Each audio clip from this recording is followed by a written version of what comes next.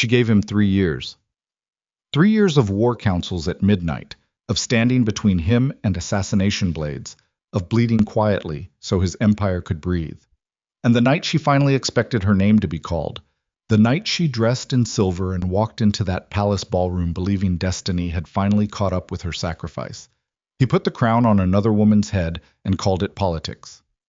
Drop a comment with your city right now, because what I'm about to tell you about Selene Veyra, the woman they tried to bury alive inside their own palace, is going to hit you somewhere you didn't know was still bruised. Stay until the end. You will not forgive yourself if you leave early. The Silver Moon Palace had a smell that Selene had memorized years ago. Cold marble, burning pine resin from the wall sconces, and underneath everything, that faint metallic edge that old stone buildings carry when they've absorbed too much human suffering. She used to find it beautiful. She used to press her palm flat against the obsidian walls in the early mornings before court convened and feel something she could only call belonging. She didn't touch the walls anymore. She stood at the upper gallery railing, one level above the main ballroom floor, watching 3,000 people celebrate a future she had spent 3 years helping build. Her gown was silver gray, the color of moonlight filtered through storm clouds, and her dark hair was coiled at the back of her neck with a single wolf bone pin, a gift Rhaegar had given her 2 winters ago when she'd sat beside him through 48 consecutive hours of plague negotiations. He'd said she was the steadiest thing in his world. She was thinking about that now.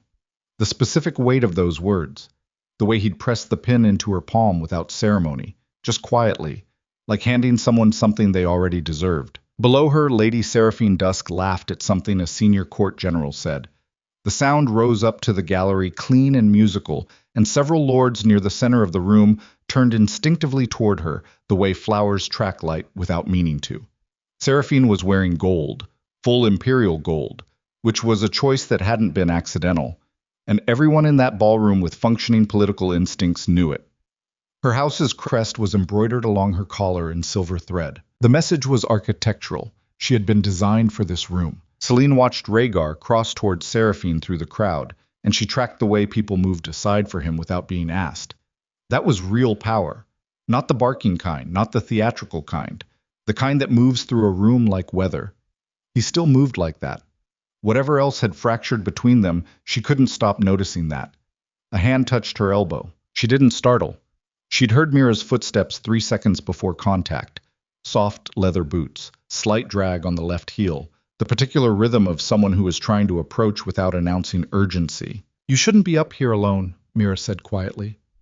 Mira Ashvane was Selene's attendant, but that word had always been an embarrassing understatement. She was 26, 6 years younger than Selene, with sharp brown eyes and the economical posture of someone who'd grown up watching Exits. "I'm not alone," Selene said. "You're here." "You know what I mean." "I know exactly what you mean." Selene didn't look away from the floor below. "You mean it looks bad? A woman watching from the upper gallery while the king escorts another woman through his court. You mean I look like something that's been set aside?" Mira was quiet for a moment. That was one of her better qualities. She didn't fill silence with comfort. She didn't mean. "Does it bother you?" Mira finally asked. "More than usual tonight?" Selene considered the question with more honesty than she'd allowed herself in weeks. The ballroom below was a masterwork of controlled spectacle. The chandeliers were Blackthorn crystal, each one hand-cut, and they threw light in fractured angles across the black marble floor so that every person in the room appeared to be standing inside a broken mirror. She had advised against the chandelier design 3 years ago on the grounds that fractured light created disorienting psychological effects during prolonged court events. Rhaegar had overruled her because Seraphine's mother had suggested them. She hadn't forgotten that either. "He's going to announce something tonight," Selene said. "I can feel it in the room's posture. The senior generals are all positioned too deliberately near the central dais. That's not coincidence. Someone arranged that seating." "Selene, General Harwick is standing exactly 4 steps to Rhaegar's left, which is ceremonial positioning for formal declaration events. He hasn't done that at a social function since the Treaty of Iron Hollow." She paused. "So yes, it bothers me, because I know what's coming, and I'm still standing here in silver like I thought tonight would be different." That admission cost her something she couldn't quite name. It sat between her ribs like a splinter, small, specific, impossible to ignore. Mira moved to stand beside her at the railing, close enough that their arms nearly touched. Neither woman said anything for a long moment. Below them, the court orchestra shifted keys. The conversation volume dropped by a precise degree, that social instinct that makes crowds go quiet when something is about to happen. Rhaegar was moving toward the central dais. Selene's hands found the railing. Her knuckles didn't go white. She'd been practicing stillness for 3 years. She was very good at it now. Blackthorn at 34 was not a conventionally beautiful man. His jaw was too severe, his nose had been broken twice, and there was a scar that ran from his left temple into his hairline from an assassination attempt 4 years ago that the court historians had been instructed to describe as a hunting accident. He was 6'3" and built like someone who'd been told from birth that his body was a tool rather than a possession. He wore his ceremonial cloak tonight, black wool with the Blackthorn crest at the shoulder, and the crown, which was not the showy thing people imagined when they heard the word. It was a band of black iron set with a single obsidian stone, brutal in its simplicity. He could silence a room by standing still. She had seen him do it 100 times. He did it now. 3 years ago, Rhaegar began, his voice carrying without effort through the ballroom's acoustics. I stood in this room and made a promise to the Empire that Blackthorn would forge peace through strength, through strategic alliance, and through the understanding that a king's personal desires must always serve the greater body of his people. Selene heard her own breathing. She regulated it. Tonight, I fulfill that promise. He turned slightly, and his hand extended toward Seraphine Dusk, who moved forward with a grace that had clearly been choreographed. Not obviously, but there was a 1-second hesitation before her step that betrayed preparation. Selene cataloged this automatically. She cataloged everything automatically. It was how she'd survived this long. General Harwick stepped forward carrying a velvet cushion. On it sat the moon crest, the ancient medallion of the Blackthorn Queen's office, silver and obsidian, worn by every Luna who had ruled this empire for 400 years. Selene had seen it once, years ago, when Rhaegar had shown it to her privately. He'd held it out in his broad, scarred hands and said, "Someday." He'd said it like a covenant. She watched him lift it now and place it around Seraphine's neck. The court erupted. The sound hit her like pressure change, that shift in the air when something large has moved too fast nearby. She felt it in her eardrums and behind her sternum and in her jaw, which she had carefully, quietly clenched. Mira said her name very softly. Selene did not respond. She was watching Rhaegar's face during the applause, and she saw the thing she'd been afraid she would see. He wasn't looking at Seraphine with love. He wasn't looking at her with political satisfaction either, which would have been almost easier to accept. He was looking at the crowd. He was reading the room the way a general reads a field, assessing, calculating, monitoring response. He was managing perception. And then, as if he'd felt the weight of her attention, he looked up, directly at the gallery, directly at her. His expression didn't change. That was the worst part. It didn't change because he'd prepared for this moment. He'd already accounted for where she would be standing and what her face would show, and he had already made peace with the calculation. And when your pain has been pre-calculated by the person who caused it, you understand something essential and devastating about how they see you. She was a variable he had already solved for. Selene released the railing, turned her back on the ballroom below, and walked. She didn't run. Running was something you did when you were afraid or desperate, and she was becoming rapidly, coldly, certain that she was neither of those things anymore. She walked through the upper gallery corridor with her spine straight and her steps even, and she did not look back. She was thinking about a word he'd used in private once, months ago, when she'd first confronted him about Seraphine's increasing presence at official functions. He'd said, patience. He'd said the mate bond was real and permanent, and that she of all people should understand the difference between political necessity and personal truth. He'd said patience like it was a gift he was giving her rather than a demand he was making. She passed a young page in the corridor who flattened himself against the wall and averted his eyes as she passed. Even the servants understood something had just happened. She walked until she found a servant's stairway that led down into the palace's eastern wing, and she descended it in near dark, one hand trailing the stone wall for guidance. And she did not stop moving until she reached the small courtyard garden off the lower kitchens, where no one would think to look for a Luna on the night the king gave her title to another woman. The courtyard was cold. Winter had settled over Blackthorn with its usual contempt for comfort.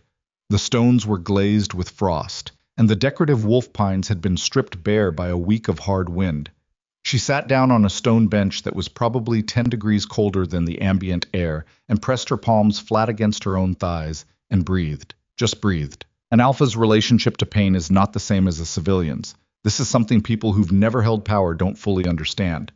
Ordinary heartbreak has the mercy of being able to collapse under itself. You can take to a bed, let the feeling swamp you, wait it out. An alpha cannot collapse.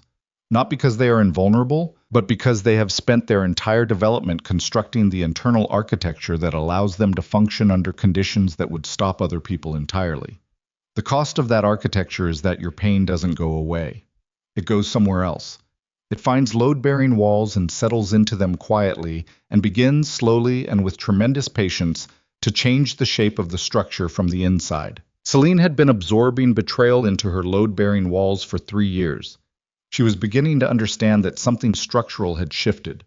She heard the courtyard gate. She didn't look up. "I told them I'd stepped out for air," Rhaegar said. His voice in the open courtyard was different than his voice in the ballroom, smaller, which somehow made him sound more dangerous. "How efficient," she said. "You shouldn't have bothered." "Selene, don't." The word came out without edge, which she thought was probably more unsettling than if she'd shouted it. "Don't say my name in that particular tone. I've counted 11 variations of how you say my name, and that one is the version you use when you're about to explain something to me." He crossed the courtyard and stood 6 feet away from her. She studied the stone at her feet. "I know what tonight looked like," he said. "I imagine you do. You arranged it. I didn't arrange it to hurt you." "No." She finally looked up.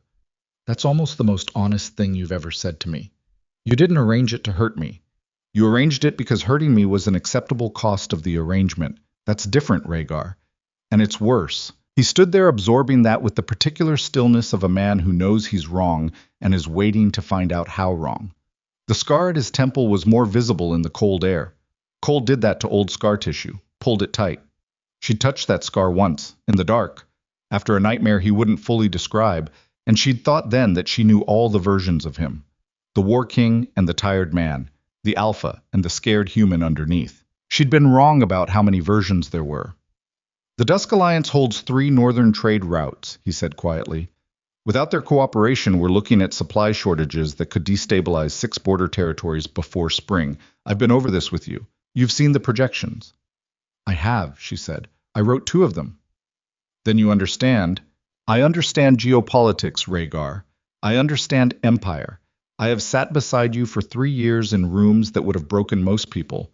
And I have understood every compromise you've made because I believed they were compromises made by a man who knew the difference between strategy and cowardice." Her voice stayed level. That was the terrifying part. She wasn't shouting. "Tonight you put the moon crest around her neck. In front of every general, every council lord, every ambassador and trade envoy in the empire. You told the world she is your Luna."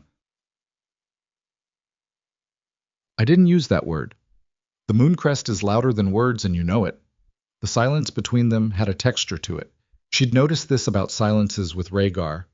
They weren't empty. They were full of things both of them were calculating. "The mate bond is real," he said finally. "You know that." "I know that a mate bond and a crown crest are not the same document." She stood up, and her legs were steadier than they had right to be. "You want to know what I think, Rhaegar? I think you've spent 3 years telling yourself that loving me privately is equivalent to honoring me. I think you've constructed an entire internal argument for why I should accept the private version of your loyalty while another woman wears your public one. And I think you're smart enough to know that argument is wrong, and powerful enough to make it anyway." He looked at her for a long moment. Something moved behind his eyes. Not remorse exactly, but something adjacent to it. Something that recognized the truth in what she'd said and was already beginning to find ways to live with having heard it. "I'm not asking you to disappear," he said. "No," she agreed. "You're asking me to wait," which is the same thing with prettier grammar. She moved past him toward the courtyard gate, and she felt him turn to follow her with his eyes. She stopped with her hand on the iron latch. "When you put that crest around her neck tonight, I watched your face. You were reading the room. You were checking if the room was satisfied." She paused. "You never checked if I was satisfied. Not once. In 3 years. And I think that's the truest thing that's happened between us." She opened the gate and walked through it. He didn't follow. She hadn't expected him to. The next 3 weeks inside Blackthorn Palace were an exercise in the specific social violence that powerful people inflict on each other when they've decided to pretend nothing has happened. Court life proceeded with its usual theatrical precision. There were 3 formal dinners, 2 trade negotiation sessions that Selene attended in her capacity as imperial strategist, and 1 border defense briefing where she sat 8 seats from Rhaegar, and they addressed each other exclusively through intermediaries, the way countries do when they're technically still at peace, but both sides are moving troops. Seraphine was at his right hand for all public functions now. Selene was forced to acknowledge with the cold precision she applied to all assessments, genuinely skilled at the performance. She had perfect court instincts. She laughed at the right moments, deferred on military matters with exactly the right degree of interested ignorance to make the generals feel respected, and touched Rhaegar's arm at public events with the proprietary ease of someone who had been carefully coached, but who'd also absorbed the coaching fully. It was a good performance. Selene could recognize craft even when she despised the application. What nobody in court recognized, because they were watching the performance, not the technical infrastructure of the performance, was that Seraphine's attention was never fully on Rhaegar. It was on the room, on the lords, on the generals, on the treasury officials, and the border commanders and the senior council members. She moved through court functions like someone conducting a quiet, meticulous inventory. Selene began to notice this in the 2nd week. In the 3rd week, she began to track it. The palace archives occupied 3 subterranean levels beneath the eastern residential wing. Most court members were aware of the upper archive level, which housed public treaty documents and ceremonial records. The 2nd level was for restricted military correspondence, accessible to senior council only. The 3rd level was the one that most people who worked in the palace didn't know existed at all. Not because it was hidden exactly, but because the stairway to it was inside a secondary records room on the 2nd level, behind a cabinet of land survey documents from a century-old border dispute that nobody had reason to open. Selene had found it 6 months ago. She'd mentioned it to Rhaegar in passing, and he'd looked at her with the mildly startled expression he sometimes wore when she did something that reminded him she was operating 3 moves deeper than he'd tracked. She hadn't told him what was on the 3rd level. She descended there now at the 11th hour of night, when the upper palace was finally quiet, with a small lantern and the specific patience of someone who has recently been given a great deal of time to fill. The 3rd level was cold, in a way that had nothing to do with ventilation. The cold was the cold of depth and age, and the particular weight of things that were down here because someone had decided, a long time ago, that they should be difficult to find. She'd spent the past 2 weeks reading systematically through the oldest trunks, the ones whose documents were written in the older imperial script that fewer than a dozen living scholars could read with full fluency. Selene was one of them. She'd learned it during the plague negotiations 3 years ago because Rhaegar needed someone who could authenticate historical quarantine treaties, and she'd gone from passable to fluent in 4 months because that was simply how she operated when something mattered. The document she'd found 11 days ago was still where she'd left it, nested inside a larger collection of border survey records, deliberately filed to appear boring. She drew it out carefully and set her lantern beside it and read it again, which she'd now done so many times that she knew every word and her stomach had simply stopped reacting to the content and had moved on to a steady, crystalline anger. It was a succession contingency document, technically a subgroup of trade contract modifications, bearing the official seals of House Dusk and 6 co-signatory houses. It had been filed 14 months ago. 4 months before Seraphine's first formal appearance at court. The language was compressed and deliberately technical, but what it described was a structured plan for the transfer of regency authority in the event of a ruling king's incapacitation, which was standard enough language on its own. What was not standard was the definition of incapacitation embedded in the document's 4th subsection, which included the phrase extended personal dependency on a single non-political relationship as grounds for regency review. A single non-political relationship. She sat back in her chair and pressed her thumb across the ancient paper's edge. Someone had built a legal framework for removing Rhaegar from effective authority by characterizing his attachment to his mate bond as a form of political incapacity. The Seraphine marriage was not the destination. The Seraphine marriage was the mechanism. The real destination was control of the regency, which would place House Dusk in effective command of the Empire, while Rhaegar remained king in ceremonial title only. They had needed Selene removed from his inner circle first. They had needed her emotionally devastated, her influence over him severed, her presence in strategic councils replaced by Seraphine's more manageable presence. They had needed the king isolated inside a relationship that House Dusk controlled. Selene sat in the underground cold for a long time. She was thinking about what it meant to have been used not once, but twice, first by a man who'd mistaken her devotion for permanence, and then by an entire political machine that had identified her devotion to that man as a liability to neutralize. They had made her heartbreak into a tool. Her pain had been a step in someone else's plan. She found this clarifying in a way she hadn't expected. Grief fogs the mind. She knew this. She'd been operating inside a fog for weeks, the kind that settles when you're still trying to understand how someone who chose you also chose to diminish you, when you're still looking for the explanation that will make the betrayal make sense. Fog is mercy in small doses. It keeps you from the full shape of the damage too quickly. But clarity is a different animal. Clarity has teeth. She began building her own file. The next 2 weeks she moved through the palace with a patience that people misread as acceptance.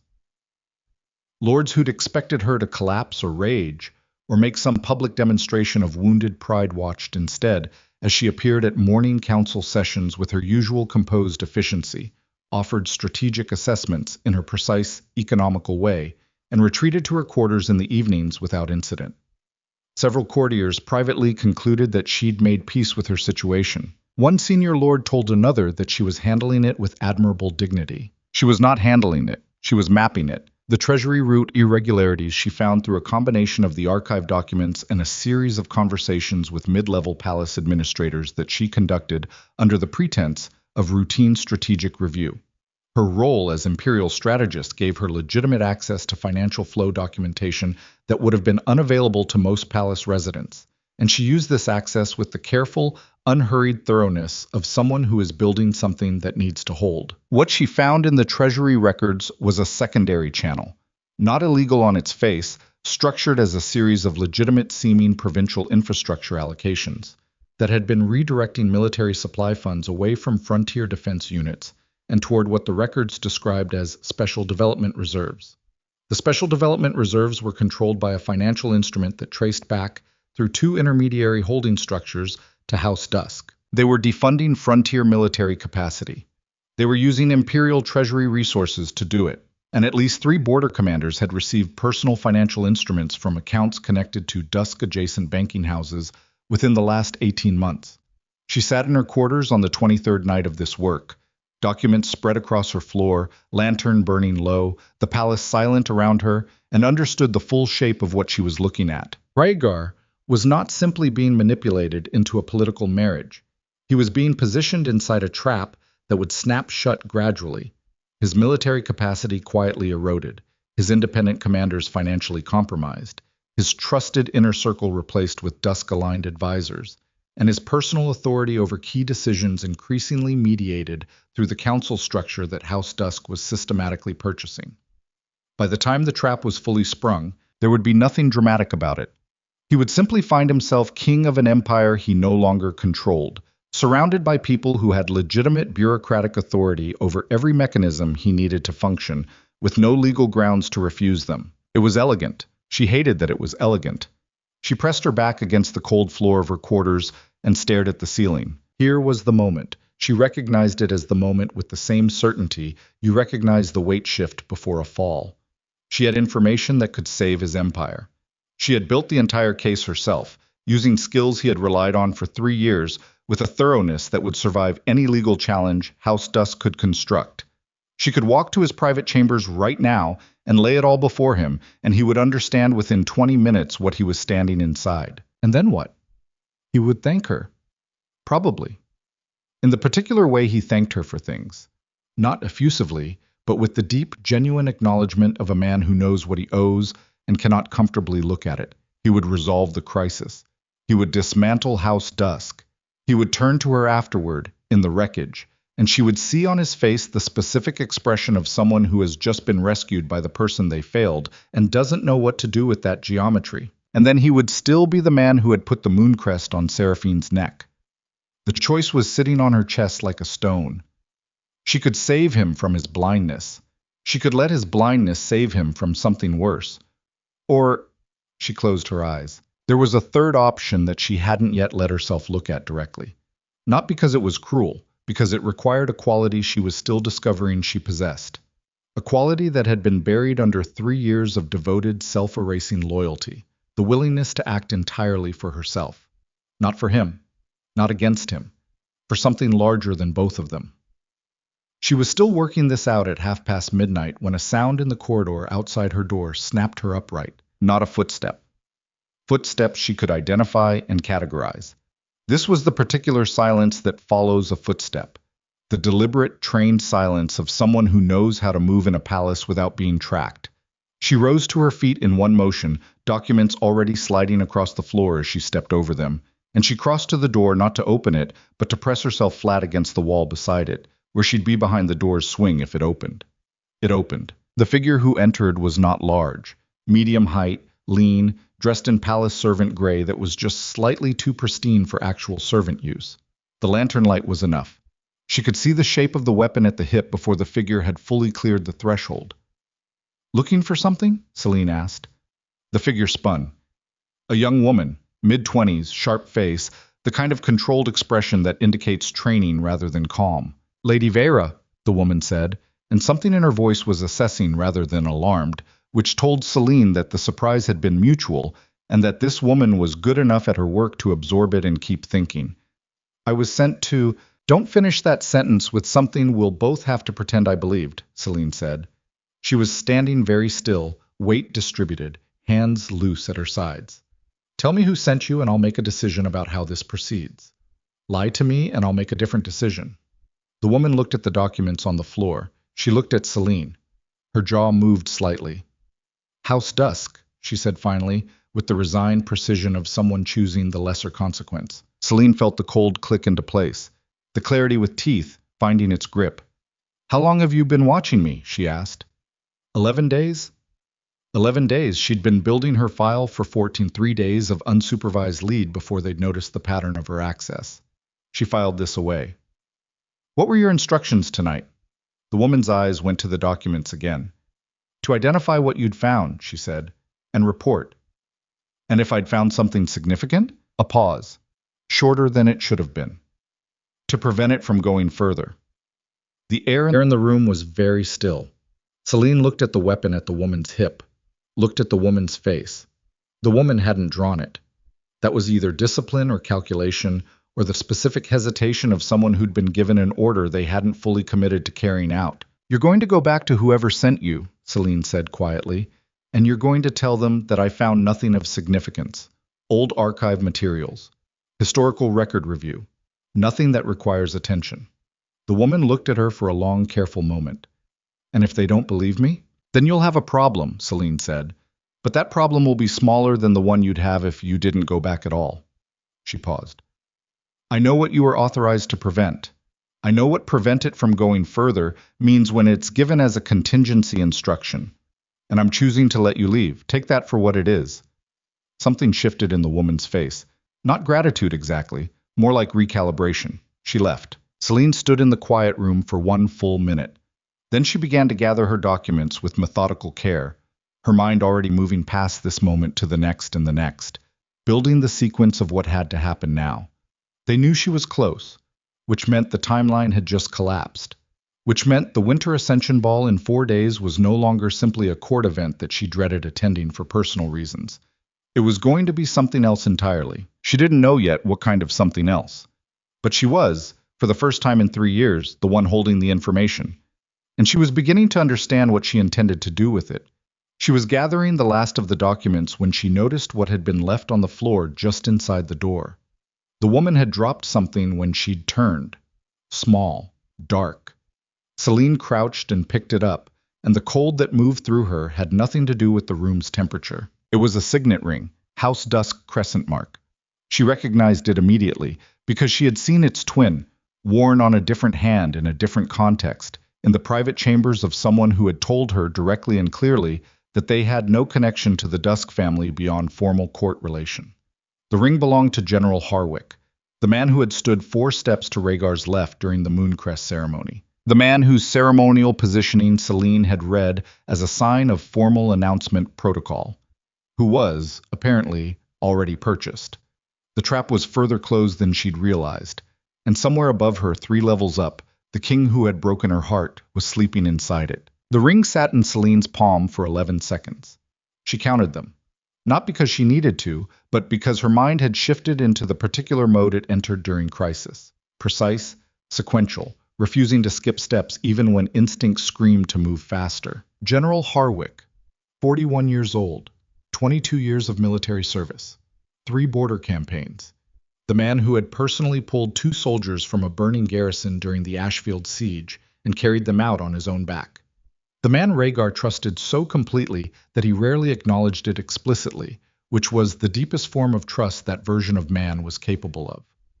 Purchased. Already inside the trap's hinge. She set the ring on her writing desk and stood there a moment looking at it. Then she wrapped it in a strip of cloth torn from the hem of an old correspondence folder, not to conceal it, but to keep her fingerprints off the metal going forward. And she put it in the interior pocket of her working coat, and began to think about the next 4 days with the focused cold of someone who has just realized the building is already on fire and the staircases are already compromised. The Winter Ascension Ball was a fixed event. She could not move it, and she had no reason to want it moved.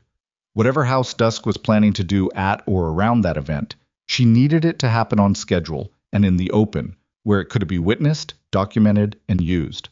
A conspiracy that moves underground stays alive. A conspiracy that surfaces in front of 3,000 imperial witnesses becomes history. The question was what she was going to let them do before she interrupted it. She did not sleep that night. She worked. By dawn, she had reorganized her documentation into 3 separate caches hidden in 3 separate locations within her quarters, with a 4th partial copy concealed within the lower archive in a location that would require knowing where to look to find it. She wasn't protecting the information from discovery. She was protecting its survivability. If she disappeared, if House Dusk's contingency planners decided that the woman who'd spent 2 weeks in the archives was too close to the nerve to be allowed to keep breathing, the documents would still exist. The case would still be buildable. This was the thing about being a strategist. You planned for your own removal with the same dispassion you applied to everything else. Mira arrived at her quarters at the 7th hour with breakfast and took one look at Selene's face and set the tray down without comment. "How bad?" Mira said. Not a question. "Bad enough," Selene said. "Sit down." Mira sat. "I need you to do something for me over the next 4 days that is going to require you to be comfortable with a specific kind of danger. Not physical danger, the kind that's harder to name. Political exposure. If this fractures badly, your name will be connected to mine in whatever record survives." Mira looked at her steadily. "What do you need?" This was one of the things Selene had never taken for granted about her. That steadiness.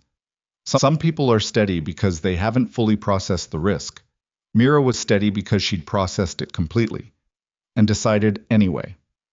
There was a meaningful difference, and Selene had always known which kind she was dealing with. "I need you to be visible," Selene said. "Specifically visible to Seraphine's household. I need her attendants to see you going about ordinary business. I need them to report back that I'm quiet, occupied with normal things, not a threat. And while they're watching me, I'll be having some conversations that I don't need observed." Mira nodded slowly. "Who are you talking to?" "People who are undecided," Selene said. "That's the only kind that matter right now. The ones already bought aren't available, and the ones already loyal don't need me.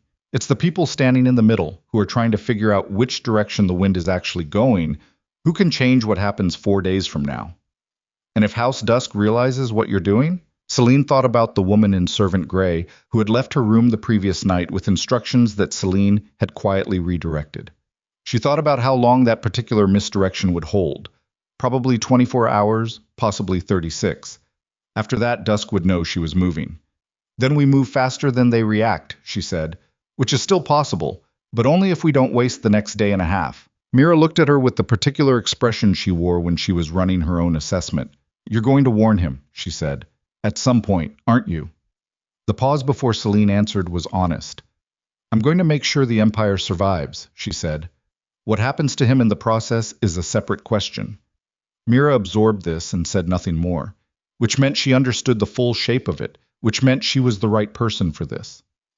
They began. The first conversation happened at the second hour of the morning court preparation period, in the eastern corridor outside the senior counsel records room, where Lord Casson Fell could reliably be found reviewing supply documentation before the day's official sessions began.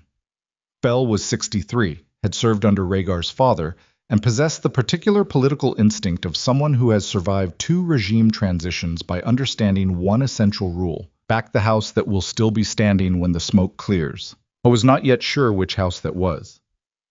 Lord Fell, Selene said, falling into step beside him with the casual ease of someone who'd planned nothing. Fell glanced at her sideways.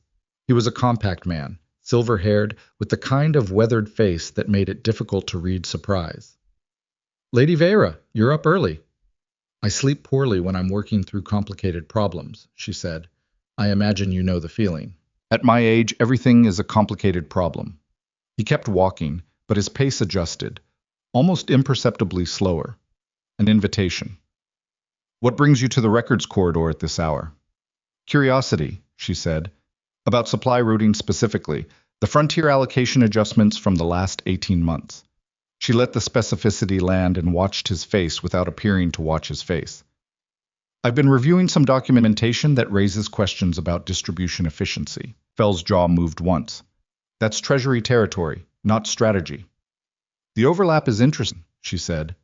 "When frontier military supply drops by a calculable amount over an extended period, and certain regional commanders receive private financial instruments within the same window, the question of whether it's Treasury territory or strategy territory becomes genuinely unclear." She glanced at him pleasantly.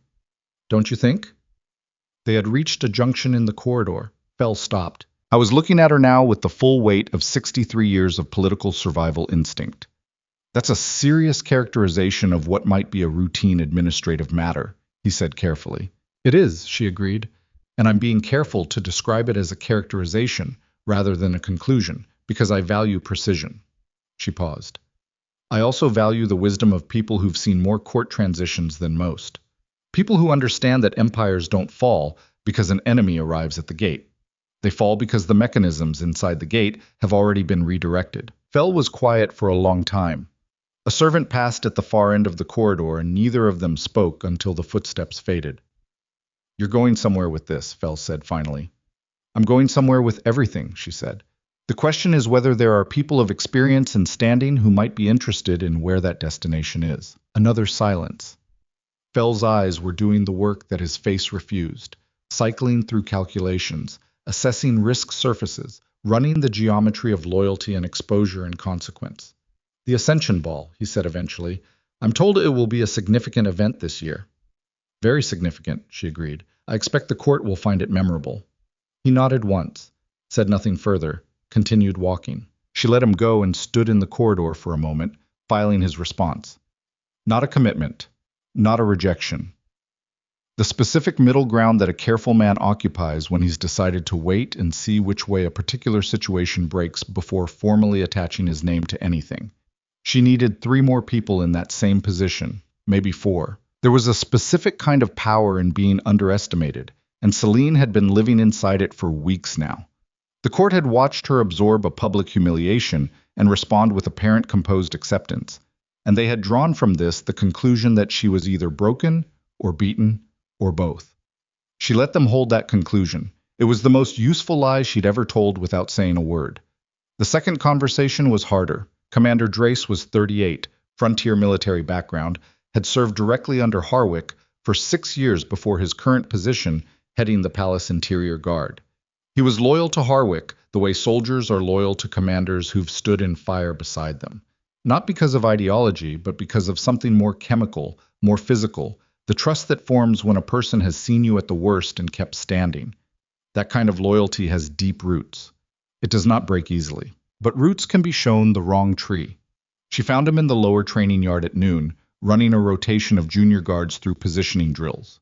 He saw her cross the yard toward him, and his expression cycled through 3 variations of uncertain before settling on neutral. "Lady Veyra." He had a voice that matched his frame, straightforward, not unfriendly, carrying the slight formality of someone who respects rank without being comfortable with it. "Something I can help you with?" "Walk with me for a minute," she said. He glanced at the guards still running their drill, said something brief to his second, and fell into step beside her along the yard's edge. She waited until they were at sufficient distance from the nearest ears. "When did you last speak directly with General Harwick?" she asked.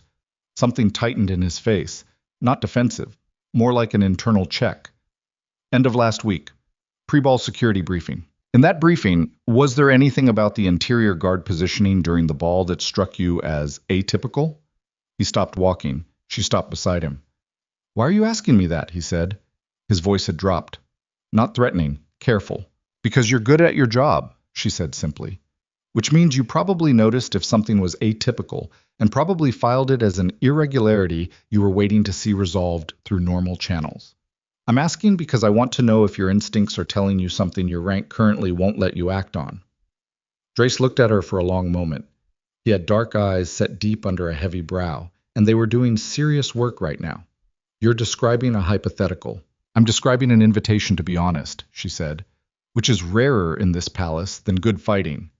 The corner of his mouth moved in a way that might have been involuntary. Then it settled. "The north wing interior positions," he said quietly, "for the ball. They were adjusted 3 days ago. Not by my order. The adjustment came through Harwick's office as a security upgrade. Reduced coverage on the eastern residential wing access points. Increased concentration near the throne platform. Which means the eastern wing is lighter than it should be for an event this size," he said. "Yeah." His jaw worked. "I flagged it. Was told it had been reviewed and approved. By Harwick. By Harwick." The silence between them had the specific quality of two people simultaneously reaching the same understanding and testing whether the other one is there too. "Commander," she said, "I'm going to ask you to do something that is technically within your authority, but that will require you to trust your own judgment over your chain of command for approximately the next 96 hours.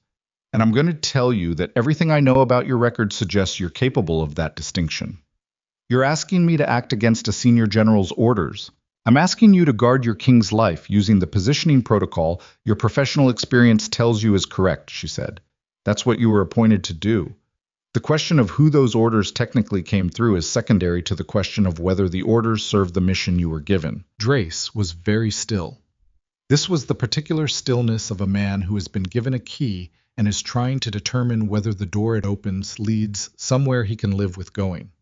"If I'm wrong," he said, "I'm insubordinate." "If I'm wrong," she said, "you restore the positions during the ball, and nothing happens except your guard rotation looks different than Harwick's plan, and he's mildly irritated." A pause. "And if you're right, then the position you held was the right one," she said, "and the record of that will matter." He nodded once, slowly, and said nothing else. She left him in the yard. This is the geometry of power that formal education doesn't teach, and that most people in comfortable positions never need to learn. Real influence, the kind that works in the hours before a structure fails, is not built through authority.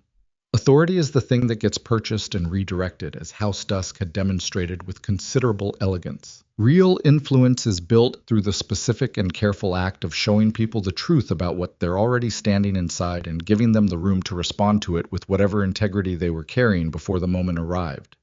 You cannot manufacture integrity. You can only identify where it already lives and create the conditions under which it chooses to act. Selene had been identifying this for 3 years. In war councils and border negotiations and plague discussions, and all the unglamorous grinding work of empire maintenance. She had been paying attention to who people actually were beneath who the court required them to perform as. And now she was spending that accumulated attention in the specific window between discovery and disaster. 2 more conversations over the following day and a half. One with Lady Oren Falk, Chief Administrator of the Imperial Treasury Subcommittee, a woman of 50 whose entire career was built on the premise that numbers do not lie, and that her professional reputation depended on being the person in the room who said so first when they did. Selene showed her 3 documents. Lady Falk spent 4 minutes reading them. Her face did not move during those 4 minutes. When she looked up, her eyes were flat with the particular expression of someone who has just confirmed a thing they should have caught earlier and are already calculating the cost of that delay. "These allocation codes," Falk said. Her voice was precise and contained. "Unauthorized," Selene said. "The routing structure." redirected through instruments that were filed as routine contract modifications. 14 months of gradual adjustment. Falk set the documents down with the deliberate care of someone placing a weapon on a table. This was under my committee's oversight. Yes, Selene said without any editorial addition, because Falk was smart enough to not need one. You're telling me this now. I'm telling you this with 4 days lead to the Ascension Ball because I believe you are someone who acts on correct information when it's provided in time to matter. Falk looked at her for a long moment. Then she picked the documents back up. I'll need copies. You'll have them within the hour. The last conversation she needed was the one she'd been avoiding. Not because she feared it, because she'd been mapping its geometry for 2 days and she still couldn't fully predict where it would go, which was unusual for her, which told her that the unpredictability was the thing to pay attention to. She needed to talk to Rhaegar, not about her feelings, not about the mooncrest or the ballroom or the word patience used as a weapon. Those were personal wounds and she had moved beyond them. Not healed them, that was a different timeline, but moved beyond the point where they governed her decisions. She needed to talk to him because what she was about to do would move faster and hit harder than anything she could fully control. And a king who was genuinely blindsided at the moment of impact was more dangerous to everyone in the building than a king who had been told the ground was uneven before he started running. She found him in the private strategy room at the northwest corner of the upper residential level, which was where he went when he needed to think without an audience. She had known this about him since the first year. She had known many things about him that were now serving functions she hadn't anticipated when she learned them. He looked up when she entered. He'd clearly been working, map spread across the table, a cold cup of something at his elbow. The focused dishevelment of a man who'd been sitting in the same position for too long. The crown was set aside. That detail registered. Selene, he said, we don't have time for the version of this conversation where you ask how I am, she said, crossing the room and stopping at the opposite side of the table. So I'm going to tell you something, and you're going to listen to all of it before you say anything. He straightened. Something in his face went careful in the way it went careful when he was recalibrating expectations. All right, House Dusk is not a political alliance. It's an acquisition. The marriage to Seraphine is structural leverage, not partnership. They have redirected treasury funds from frontier military supply through a series of authorized appearing contract modifications over 14 months. They have compromised at minimum 3 border commanders through private financial instruments. And they have prepared a legal succession document that defines your attachment to a personal relationship as grounds for regency review, which will be activated once your dependence on Seraphine's family networks is irreversible. She paused. General Harwick has already been purchased. I have his signet as confirmation. The room was very quiet. Rhaegar had not moved. He was watching her with an expression she hadn't seen before. Not quite shock, because he'd trained shock out of his immediate responses years ago. But something underneath the training that shock was pressing against from the inside. Show me, he said. She put 3 documents on the table in front of him. Not all of them. Enough. He read them with the speed of a man accustomed to processing complex information under time pressure, and she watched him read and noted the precise moment his jaw changed. A subtle forward set that meant something had landed past his defenses and hit something real. He turned a page. Read further. Set the document down.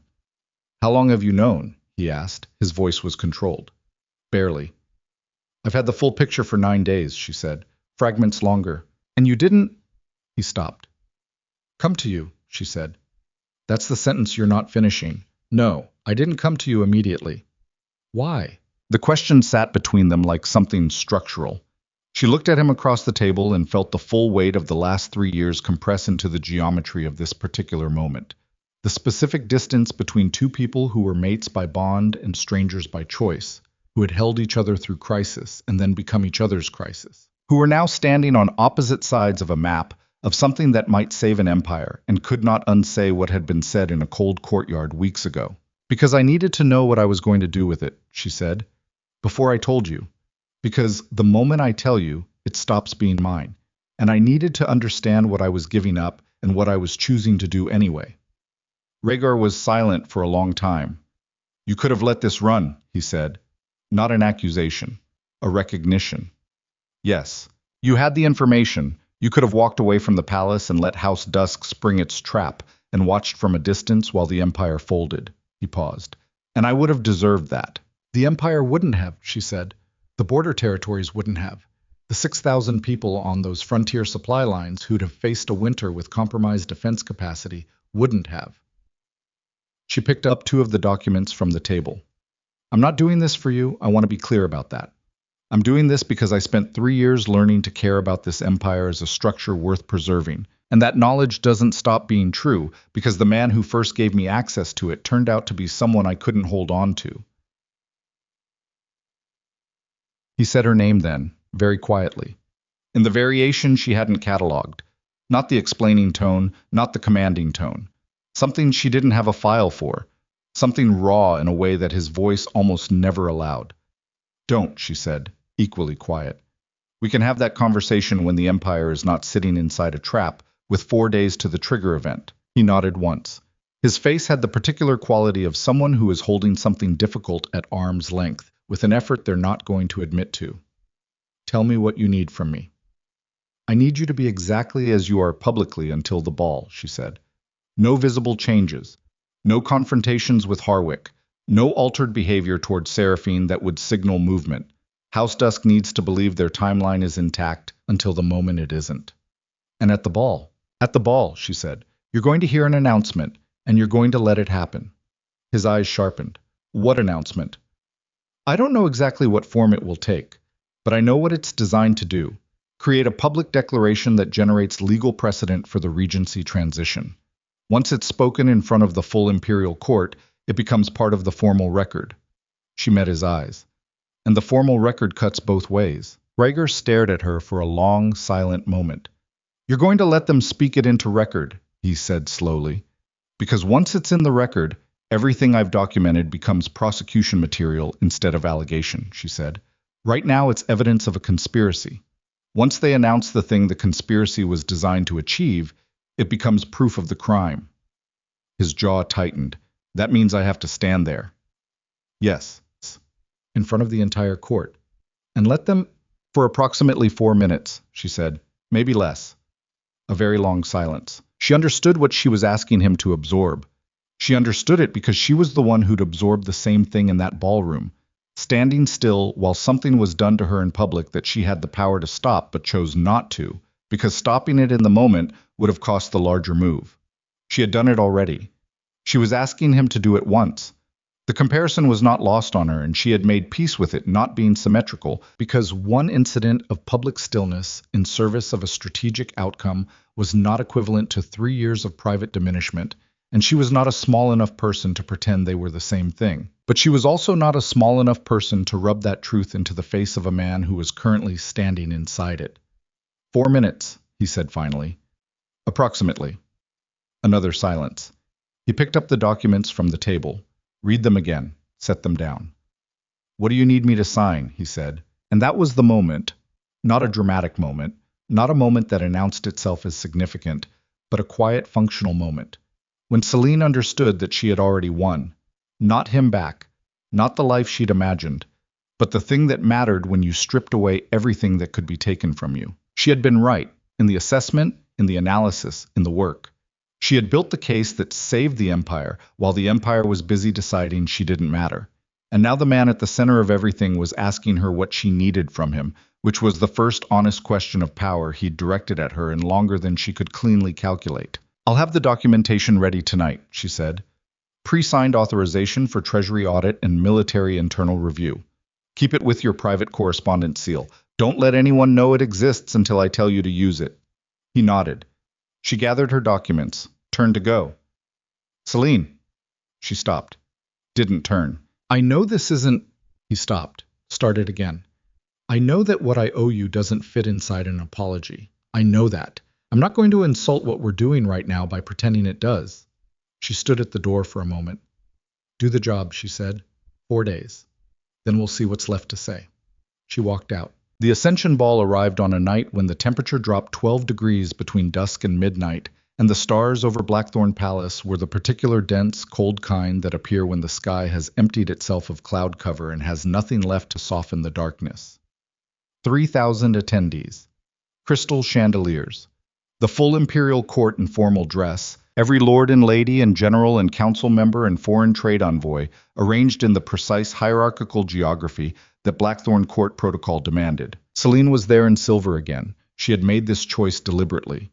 She stood near the north wall with a clear sightline to the central dais, and she had Lord Fell 3 positions to her left, and Lady Falk 7 positions to her right, and Commander Drace's adjusted guard rotation quietly in place throughout the eastern wing, and she waited. An alpha's survival in political spaces is not the product of aggression. The court mythology wants it to be aggression, wants the decisive strike, the public confrontation, the moment of declared dominance. But real strategic survival looks nothing like that. It looks like Selene Veyra standing near the north wall in a silver gown, absolutely still, with the complete architecture of the next 4 minutes already built inside her mind. Seraphine took the dais at the 3rd hour of the event. She was radiant. Whatever else she was genuinely radiant. And Selene noted this without contempt because accuracy matters more than the emotional satisfaction of denial. Seraphine moved to the dais with the particular confidence of someone who believes they are standing at the beginning of everything. She was. Just not the beginning, she thought. Lords and ladies of the imperial court, Seraphine began, and her voice had been trained for rooms like this, clear, projecting, authoritative, without being harsh. By the council of the senior advisory houses, and with the formal support of the Empire's leading territorial families, she reached the critical clause, the one that invoked the succession documents language, the one that named the king's personal dependency as a matter requiring regency review. She spoke it into the record. The room went very still. Rhaegar, standing 20 feet to the dais's right, did not move. His face was the controlled blankness of a man holding himself absolutely in place through the specific effort of someone who has been told exactly how long to hold. 3 minutes and 40 seconds. That was how long it took for Lady Falk to step forward from the edge of the crowd and say, in the carrying voice of someone who has spent 30 years being heard in rooms that would rather she wasn't, on behalf of the Imperial Treasury Subcommittee, I require formal response to documentation of financial irregularity filed under my office's authority this morning. The room fractured, not loudly. The fracture was technical at first, the confusion of people who understood governance realizing that 2 incompatible things had just been placed on the same formal record. Then it became social, as the people who understood governance explained it in rapid undertones to the people who didn't. Then it became political, as the people who had been undecided in the preceding 96 hours and had watched Selene Veyra move quietly through the palace with her composed, unhurried certainty, understood that they were now watching the outcome of something they'd been given the chance to position themselves correctly within. Lord Fell spoke next. Then 2 others. Seraphine stood on the dais. For the first time since Selene had watched her move through court functions with that meticulous, inventorying attention, she looked like someone who had just realized the room they're standing in is not the room they were told they'd be entering. Rhaegar moved to the center. He did not shout. He did not draw authority from volume. He drew it from stillness, as he always had, and the room gave it to him as the room always did. The Treasury documentation filed this morning, he said, will be placed immediately under Imperial audit under my direct authorization. He reached into his formal coat and withdrew the pre-signed documents, the ones Selene had prepared, that she had known he would carry exactly here to exactly this moment. And in light of the evidence provided, House Dusk's advisory standing is suspended pending full council review. The trap snapped shut on the people who had built it. Selene watched Seraphine's face from across the room and understood, finally, the full scope of what had just happened. She had not destroyed House Dusk. She had simply made them visible in a room full of people who now had both the motive and the official standing to respond to what they saw. She had given the Empire the information. The Empire would do the rest. She was about to turn from the wall when she felt it. A presence behind her left shoulder, the specific gravitational awareness that the mate bond carried in close proximity, something she'd never fully trained out of herself no matter how much she'd wanted to. She turned. Rhaegar was standing 4 feet away, having crossed the room in a direction nobody had been watching because all eyes were on the fracturing center. His face carried the expression she'd seen once in the strategy room and had not been able to file. Close up, it was clearer. It was grief. The specific and honest kind that doesn't have any calculation left in it. It's done, she said quietly. Yes, he said. He wasn't looking at the room anymore. He was looking at her. You did it. We need to let the council proceed, she said. You should be visible at the center of this. The documentation names you as the authority point. You need to be standing there. I know, he said. He didn't move immediately. I need to say something first. She waited. I keep trying to find the right construction for what I owe you, he said. The right sentence that covers the distance between what I did and what you deserved. And I think I've finally understood that sentence doesn't exist, which means the only honest thing I can give you is, Rhaegar. He stopped. She looked at him steadily, and she saw, for the first time tonight, something flicker across his face that moved faster than his control could catch it. Not hope. Something older and more frightened than hope. The look of someone who has finally realized, with complete and irreversible clarity, what they had in their hands before they set it down. Go, she said. Not unkindly, not warmly, precisely in the way of someone who has decided that precision is the only thing she will offer right now because it's the only thing that's honest. He went. She stood at the north wall and watched him cross the room toward the fire he was now required to manage, and she felt the mate bond do the thing it sometimes did in moments of heightened proximity and stress. Pulse once, like a structure testing its own load, and then settle into something quieter than it had been. She did not know yet whether that meant it was breaking or only changing shape. What she knew was that the room was fracturing in the right directions. The council lords were moving. Falk's documentation was circulating. Drace's repositioned guards had secured the eastern exits, and 2 of Seraphine's inner attendants had already been detained quietly, without incident, which meant the escape routes had been anticipated correctly. She knew that 3 hours from now, when this night had finished rewriting the Empire's political landscape, there would be a question waiting for her about what she did next. She knew the answer to that question had been forming inside her for weeks, had been building in the cold underground archive by lantern light, had taken its final shape somewhere in the space between the moment she chose to warn him and the moment she chose what to do with that choice. She was not going to wait to find out who she was allowed to be in this palace. She was going to leave. And she was going to build something that no one could give her or take from her because it would exist entirely on the terms she set for it. The thought sat in her chest, not like heartbreak and not like victory. It sat there like the first morning after a long storm, when the air is cold and still and the damage is visible. And the light, arriving without ceremony through clouds that have finally finished what they started, is somehow clearer than anything you remember from before the storm began. She was thinking about the northern territories. Her family's ancestral lands, House Veyra's ancestral lands, which had sat in administrative dormancy for 11 years while she built her career at another house's court. She was thinking about what it would mean to go there, what it would require, what she would build. She was thinking about all of this when the door to the ballroom's northern entrance opened, and 2 figures entered in the livery of Frontier Military Dispatch, the kind of breathless, dust-coated urgency that bypasses court protocol entirely because it has something that cannot wait for protocol. The message they carried was addressed to General Harwick, who was currently being detained by Drace's repositioned guard unit, and the message was in Dusk's cipher. Selene received it from the dispatch officer's confused hands with the calm authority of someone who had every right to be holding it, and she broke the cipher in 40 seconds. She had found the key in the archives 10 days ago. And she read what was written inside. The blood in her veins went very cold. House Dusk had not been operating alone. The external alliance named in the message was not a minor trade house or a provincial family with political ambitions. It was something older, something with reach into territories she had not mapped, something that had been patient in a way that made House Dusk's 14-month campaign look like impulsive short-term thinking. The trap she had just sprung was not the whole trap. It was the decoy. She looked up from the document and across the room at Rhaegar, who was at the center of the council movement, managing the collapse of House Dusk with the steady authority of a man who believed, in this moment, that he was watching a crisis resolve. He didn't know yet. No one in this room knew yet. She was the only person inside the Silver Moon Palace who understood that the real move had not started, and it was already in motion. The cipher sat in her hands like a burning coal that didn't have the decency to look like fire. Selene read it a second time.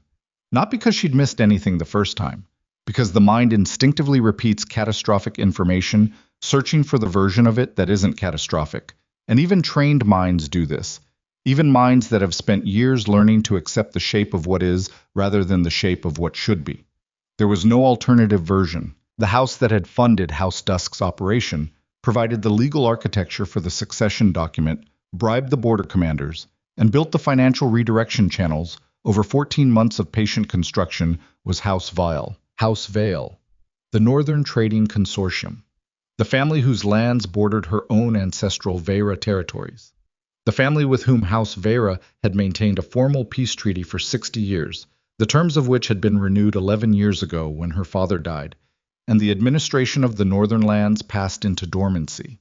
The family she had been planning, in the quiet back chamber of her mind, to negotiate with when she returned north. She had built her escape on ground that was already occupied by people who had been watching her. The dispatch message was not long.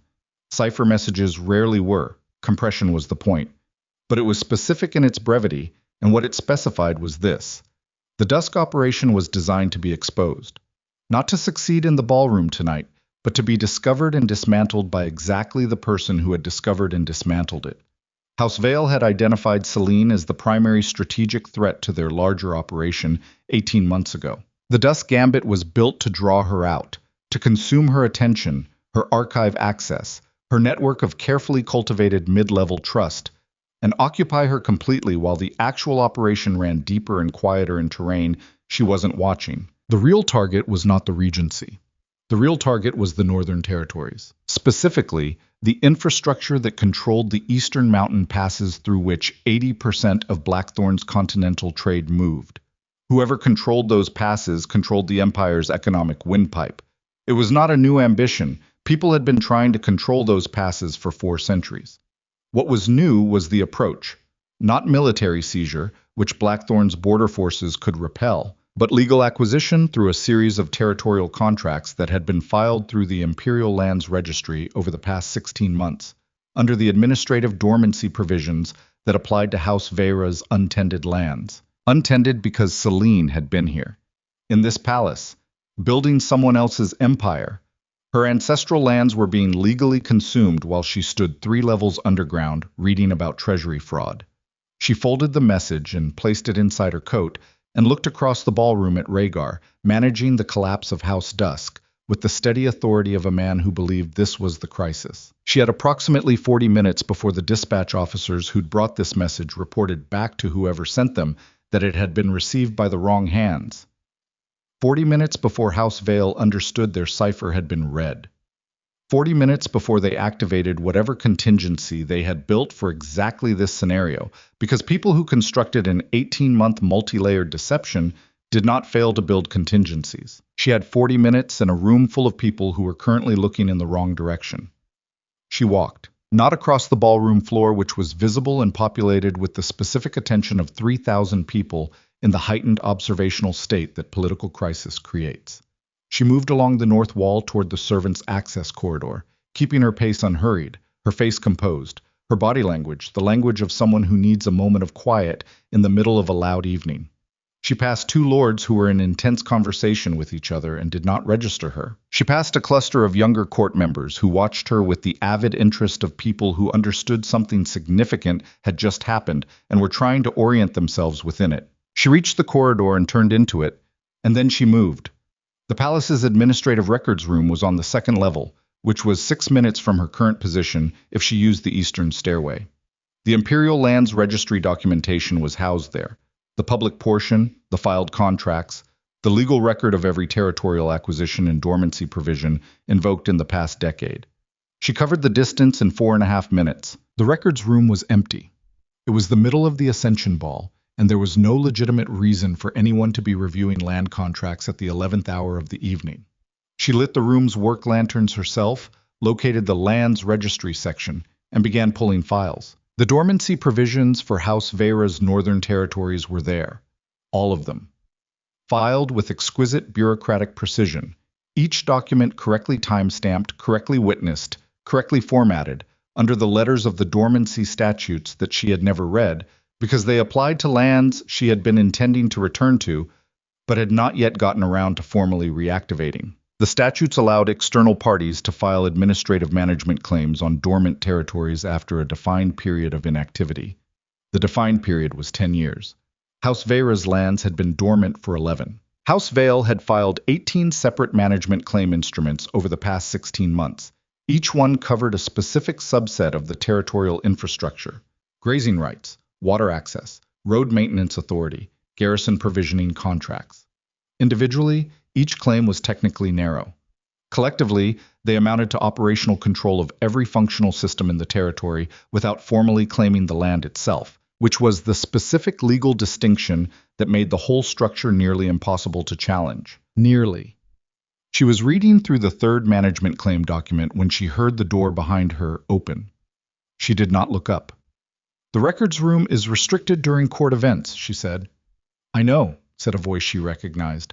"I'm the one who filed most of those." She turned. Aldrich Vale was 36 years old, lean and dark-haired in the way of northern families, with the particular economy of movement that characterized people who had grown up in terrain that punished waste. She had met him 4 times at formal court functions over the past 3 years. She had assessed him each time as intelligent, careful, and aggressively uninteresting in the specific way that people who do not want to be assessed perform uninteresting as a strategy. She had assessed him incorrectly. "I wondered when you'd get to the registry," he said. He crossed the room without hurry and stopped 6 feet from her, hands loose at his sides. Not threatening in posture, threatening in the specific way of someone who doesn't need posture, because the structural advantage is already his. "You're faster than we estimated. We gave you until dawn." "We," she said. "House Vale doesn't operate as a single actor. That should be obvious from the documents in your hands." She set the documents on the table without breaking eye contact. She was running calculations at a speed she rarely needed to access, assessing exits, assessing what he knew and what he was here to confirm, assessing what his presence in this room at this specific moment meant about the 40-minute window she'd estimated. "How long have you been in the palace tonight?" she asked. "Long enough." Something in his face was not quite a smile. "The dispatch was sent to Harwick's office knowing it would reach your hands. We needed to know how quickly you'd run for the registry." The floor shifted under her in a way that had nothing to do with the physical floor. She had not found the real message. She had been handed a message designed to direct her here, to this room, at this time, away from the ballroom, away from Rhaegar, away from the network of mid-level trusted people she had spent 4 days carefully positioning. "The ballroom," she said. "Is fine," he said. "The council proceedings are progressing exactly as you arranged them. House Dusk is done. Congratulations. That was genuinely impressive work." He paused. "And it doesn't matter." She looked at him steadily while something very cold settled through her. There is a specific quality to the moment when you understand you have been outmaneuvered.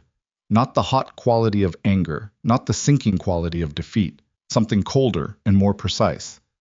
The particular cognitive impact of realizing that your best work, your most careful, most thorough, most patient work, was anticipated and incorporated into someone else's plan as a component, that your strength was not overcome, it was used. This is what sophisticated power does to people who threaten it. It does not fight them directly. It creates conditions in which their own capabilities become instruments of their own containment. Selene had been brilliant for 18 months.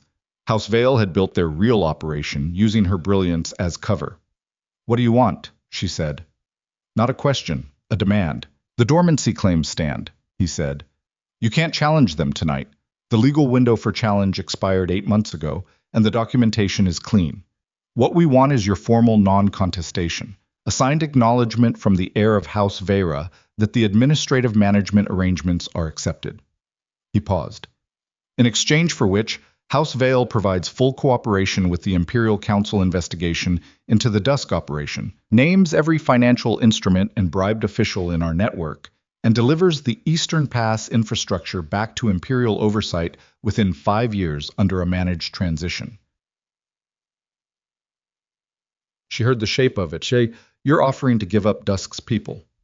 "We were always going to give up Dusk's people," he said, without particular emotion. "They were a tool. Tools get discarded when they've served their function. Their function was to occupy you." The clinical precision of it hit her like cold water. House Vale had burned an entire political operation. 18 months of work, a comprehensive bribery network, a legal succession document, the purchased loyalty of a senior imperial general as a distraction. They had spent all of that as the price of getting her out of this room and into the ballroom for 14 weeks. If I don't sign, she said, the management claims process in perpetuity. In 5 years, House Vale controls all operational infrastructure in the Northern Territories through legitimate legal title. In 10 years, we file for formal administrative absorption under the statutes that govern extended management arrangements. He looked at her with the particular directness of someone who wants to be understood rather than feared. We don't want war, Lady Veyra. War is expensive and unpredictable.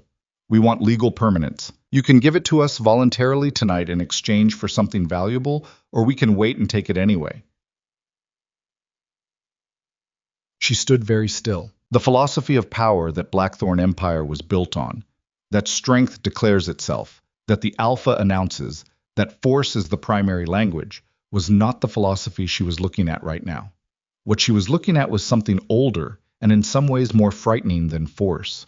Patience weaponized to the point of becoming its own form of violence. The kind of power that doesn't announce itself, because announcing yourself is what amateurs do when they need people to know they're winning. House Vale had been winning in silence for 18 months. They had allowed her to win loudly tonight so that they could win quietly. You built all of this, she said slowly, to get my signature on a non-contestation document. We built all of this, he said, because your signature is worth more than an imperial military campaign and costs significantly less. He studied her face. You know what this territory represents. You know what those passes are worth.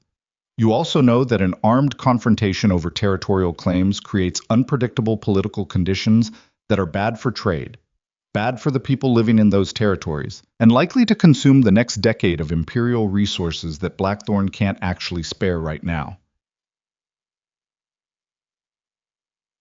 He paused. We're offering you a clean exit. It costs you lands you haven't managed in 11 years in exchange for stability and cooperation. They're my family's lands, she said. They were, he said. That's a different legal category. She felt the specific anger of someone who has been told a true thing they despise. Because he was right about the legal category. The dormancy statutes were not unjust in their design. They existed to prevent lands from sitting fallow and unmanaged while people died in them for lack of administration. The injustice was in how they'd been exploited, not in what they said. And a judge reviewing the House Vale management claims would look at the letter of the law and find them compliant. She was running 3 separate threads of calculation simultaneously. First, the legal challenge angle, which was narrow but not impossible. There were contestation provisions that applied to fraudulently induced dormancy, meaning if she could demonstrate that her prolonged absence from the Northern Territories was the result of manufactured circumstances, rather than genuine disinterest, the claims might be vulnerable. Second, what she actually had leverage over right now, tonight, in this building. Third, what she was willing to become in the next 10 minutes. That third thread was the one that mattered most, and the one she'd been avoiding for the last 60 seconds. Because there was a version of Selene Veyra that would sign the document. The version that had spent 3 years accommodating compromise, absorbing diminishment, finding the workable arrangement that preserved the most from a bad situation. The version that had been patient and strategic and emotionally generous to her own detriment. That version would look at this room and calculate the least costly exit and take it. That version was no longer operational. She picked up the management claim document from the table. House Vale's legal standing on these claims, she said, depends on continuous good faith administration of the dormancy provisions. Correct? Aldrich's expression didn't shift. Correct. The good faith requirement includes an absence of bad faith conduct by the claiming party toward the dormant estate's heir. She turned the document over. The back page had standard legal provision language, the kind that gets appended to all territorial contracts under imperial registry requirements. She found the section she was looking for. Read it. Her heartbeat was steady. Administrative management claims filed under dormancy provisions are void in their entirety if the claiming party is found to have engaged in deliberate obstruction of the heir's return to active estate management.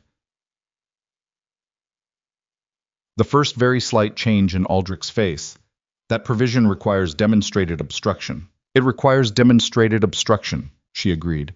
which would include, for example, deliberately engineering the political circumstances that prevented the heir from returning to manage the estate, such as to construct a hypothetical, funding a palace political operation specifically designed to consume the heir's attention for 18 months. She set the document down. You used the dusk operation to keep me here. That's not incidental. That's documented deliberate obstruction of my ability to return to the Northern Territories. The room was very quiet. You'd have to prove the connection, he said. His voice had acquired a different quality. Still controlled, but the kind of controlled that requires more maintenance than it did 30 seconds ago. I have the cipher message, she said. The one your people sent to Harwick's office tonight, designed for me to intercept. The one that names the relationship between House Vale and the Dusk operation explicitly. She paused. You needed me to understand I'd been outmaneuvered so that I'd come here and be ready to make a deal. You gave me the evidence of your own obstruction so that I'd feel the full weight of what I was giving up. Something moved in his face that was for the first time not calculated. The legal challenge process takes years, he said. The claims will be suspended the moment I file a contestation citing the obstruction provision, she said, which freezes the management structure in its current state pending review, which means you don't get legal permanence. You get a decade of contested ownership while an imperial legal proceeding works through the evidence. She looked at him steadily. Which is exactly the expensive, unpredictable political condition you said you wanted to avoid. The silence had texture now, the texture of a conversation that has shifted which direction the leverage is flowing. You came in here planning to offer me a clean exit, she said. I'm going to offer you one instead. House Vale withdraws all 18 management claims by written instrument filed with the Imperial Lands Registry before dawn. In exchange, I do not file the obstruction contestation, do not present the cipher evidence to the Imperial Council investigation, and House Vale's cooperation with the Dusk proceeding remains the formal record of your involvement, a cooperating witness, not a co-conspirator. She let that sit for a moment. If the claims are not withdrawn by dawn, the cipher goes to the Council at first light, and the obstruction contestation is filed simultaneously. And I will spend whatever time is required making sure the legal proceeding is thorough. Aldrich Vale stood in the lantern light of the records room and looked at her with the expression of a man who has played a very long game and has just encountered the move he didn't build a response for. This was the moment that separated the people who wanted power from the people who were built for it. Wanting power and being built for it were not the same quality. People who wanted power used it when they had it and lost orientation when the ground shifted. People who were built for it could feel the geometry of a situation in real time, could sense where the structure's load was, and redirect without losing balance. Selene had always had this quality. She had spent 3 years applying it in service of someone else's architecture. She was applying it now in service of her own. You'd walk away from everything you just built in the ballroom, he said. The council investigation, the momentum, the political position you've established tonight, you'd put all of that at risk to fight a land claim in the Northern Territories? I'd put all of that at risk to fight for ground that my family held for 200 years, she said. And I'd win, because I've read the same statutes you have, and I'm standing in the building that houses the original documents, and I have the cipher in my coat. She paused. But you could also just make the decision that's in front of you.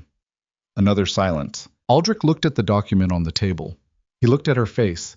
He was doing the calculation she'd already done, running the legal challenge timeline, the reputational cost, the council exposure if the cipher became evidence, the years of frozen claims versus the clean withdrawal. He was a careful man, and careful men understand when the math has changed. The withdrawal instruments will take 2 hours to prepare correctly, he said. You have until dawn, she said. That's approximately 5 hours. He nodded once, took the management claim documents from the table, walked to the door, stopped. You're going to the Northern Territories, he said. Not a question. Yes, she said. House Vale has significant trade relationships in that region. I know.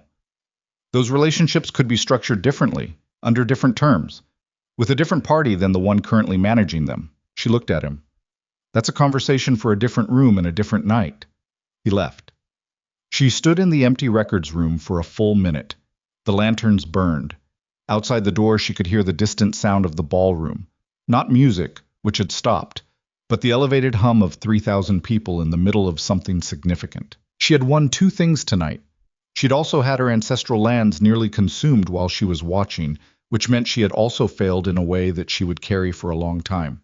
Both things were true simultaneously, and she was not going to resolve that tension into something cleaner than it was. The failure had taught her something that the success couldn't have. She had been building her future in her head while living someone else's present, and the distance between those two locations had been the space her enemies moved through. She had planned to go north when the time was right. There was no right time coming. There was only the time you made by deciding to stop waiting for it. She was leaving Blackthorn Palace. Not in weeks. Not after proper preparation and formal courtesies and the careful management of how her departure would be perceived. She was leaving as soon as she had done the one remaining thing tonight required of her. She walked back toward the ballroom. The scene inside had settled into the structured chaos of crisis response. Council lords in formal proceeding positions. Imperial Guard units maintaining perimeter. Rhaegar at the center managing the sequencing of what would be a long and complicated process. Seraphine had been escorted from the dais by two palace officials. Her face, as she passed through the crowd, had the particular blankness of someone whose entire forward structure has just been removed and who hasn't yet found the next footing. Selene found Mira near the eastern wall, exactly where she should have been, watching the room with the quiet, comprehensive attention she'd always had. Drace held the positions, Mira said quietly. Good. Falk is filing formal documentation. Fel is seconding it. A pause.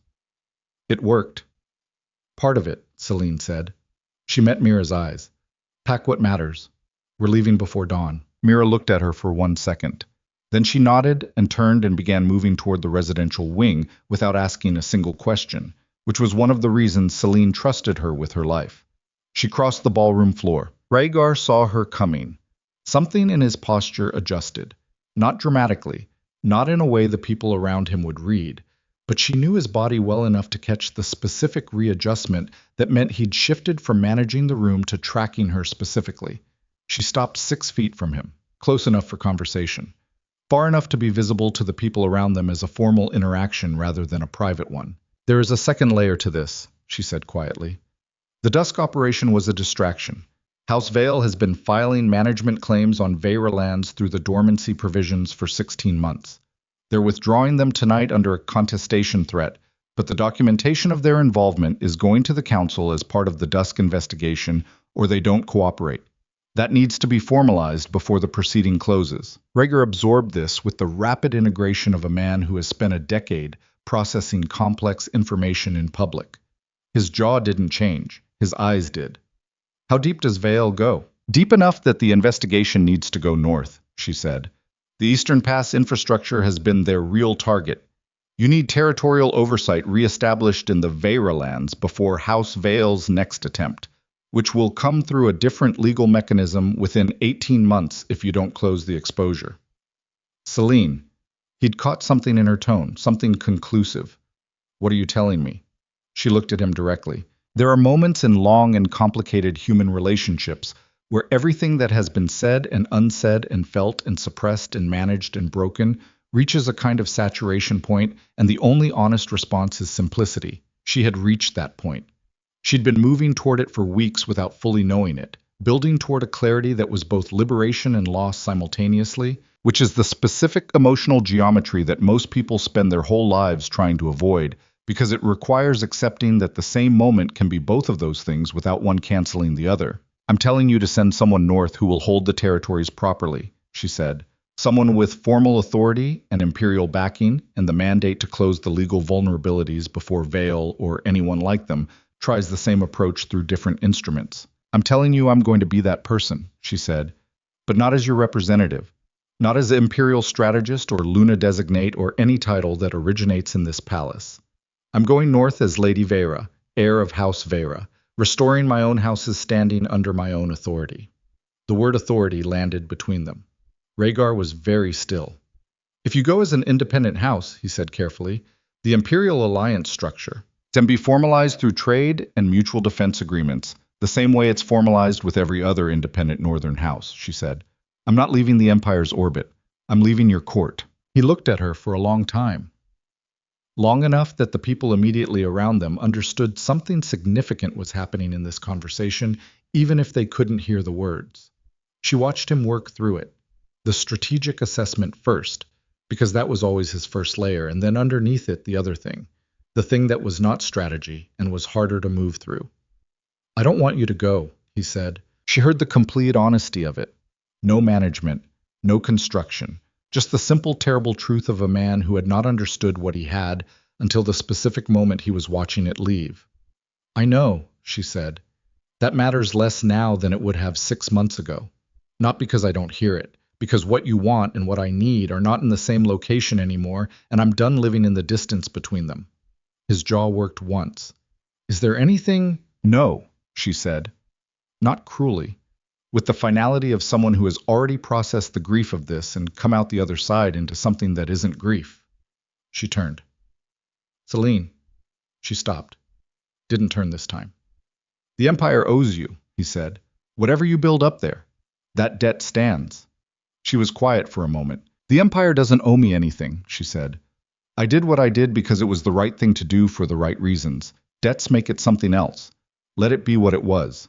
She walked, through the ballroom, through the corridor, up to her quarters where Mira had already begun the process of reducing 3 years of accumulated life into what could be carried, and she stood in the doorway of her own rooms looking at the organized selectivity of someone packing for permanent departure and felt the specific physical weight of the moment, the finality of it, the cost of it, the strange lightness underneath the cost. She had one more task before dawn. She sat at her writing desk and composed 3 documents. The first was a formal letter to the Imperial Council detailing the House Vale connection to the Dusk operation and the terms of the negotiated withdrawal, which constituted the legal record of tonight's events in the Northern Territorial context. The second was a private memorandum to Lady Falk outlining the remaining Treasury exposure points that the Council audit would need to address in the Vale investigation's secondary phase. The third was the shortest. It was addressed to Rhaegar. It contained no salutation and no closing. It contained one paragraph. "The Eastern Garrison provisioning contracts need to be renegotiated with direct Imperial oversight before the winter supply window closes. The documentation I've filed with the Council gives you the legal ground to suspend House Vale's management arrangements for the duration of the investigation. Use it before the next moon or the exposure persists. The northern passes cannot be undefended for the political convenience of a preceding timeline. Act on this in the next 10 days or send me word, and I will act on it directly from Veyra lands." She set it with the other 2 documents in a sealed packet addressed to the Imperial Council chamber and wrote Rhaegar's name on the private memorandum separately. Then she stood up, put on her traveling coat, and looked around the room that had been hers for 3 years. 3 years of making herself useful enough to stay. 3 years of trimming her own authority to fit the space she'd been allocated. 3 years of being brilliant in someone else's architecture and telling herself the architecture would eventually become hers. She picked up her pack. Mira appeared in the doorway. "Horses are ready. East Gate." Drace cleared it personally. Selene nodded.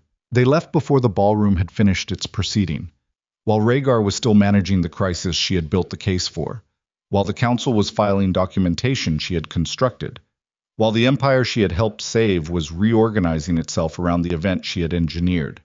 They rode north in the last dark hours before dawn, and the wind off the mountains was brutal and clean and tasted like nothing she'd breathed inside palace walls for 3 years. But it was not until the second hour of riding, when the palace lights had disappeared behind the first ridgeline, and the stars were the only reference points and the cold had settled through every layer she was wearing, that Selene understood what had happened tonight in its complete shape. She had not simply saved the Empire and walked away from the man who failed her.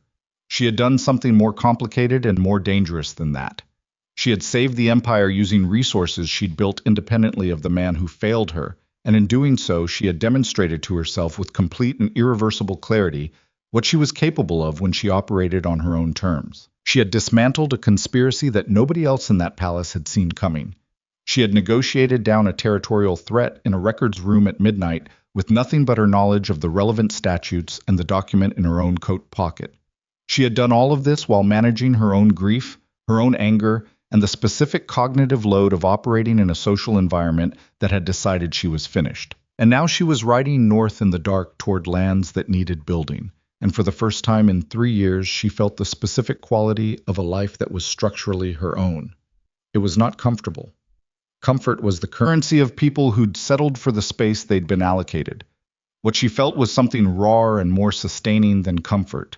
She felt capable, but capability without structure is just potential, and she was riding toward a territory that had been deliberately left vulnerable, toward an enemy that had just agreed to retreat from one position while certainly preparing another, toward a legal landscape that she would need to understand at a depth that would require months of work, toward a winter that was already making itself known in the temperature of the wind. She was 3 hours north of Blackthorn Palace, riding through the last of the foothills before the terrain changed, when Mira said from beside her, "There's a rider behind us, 2 miles, keeping pace but not closing."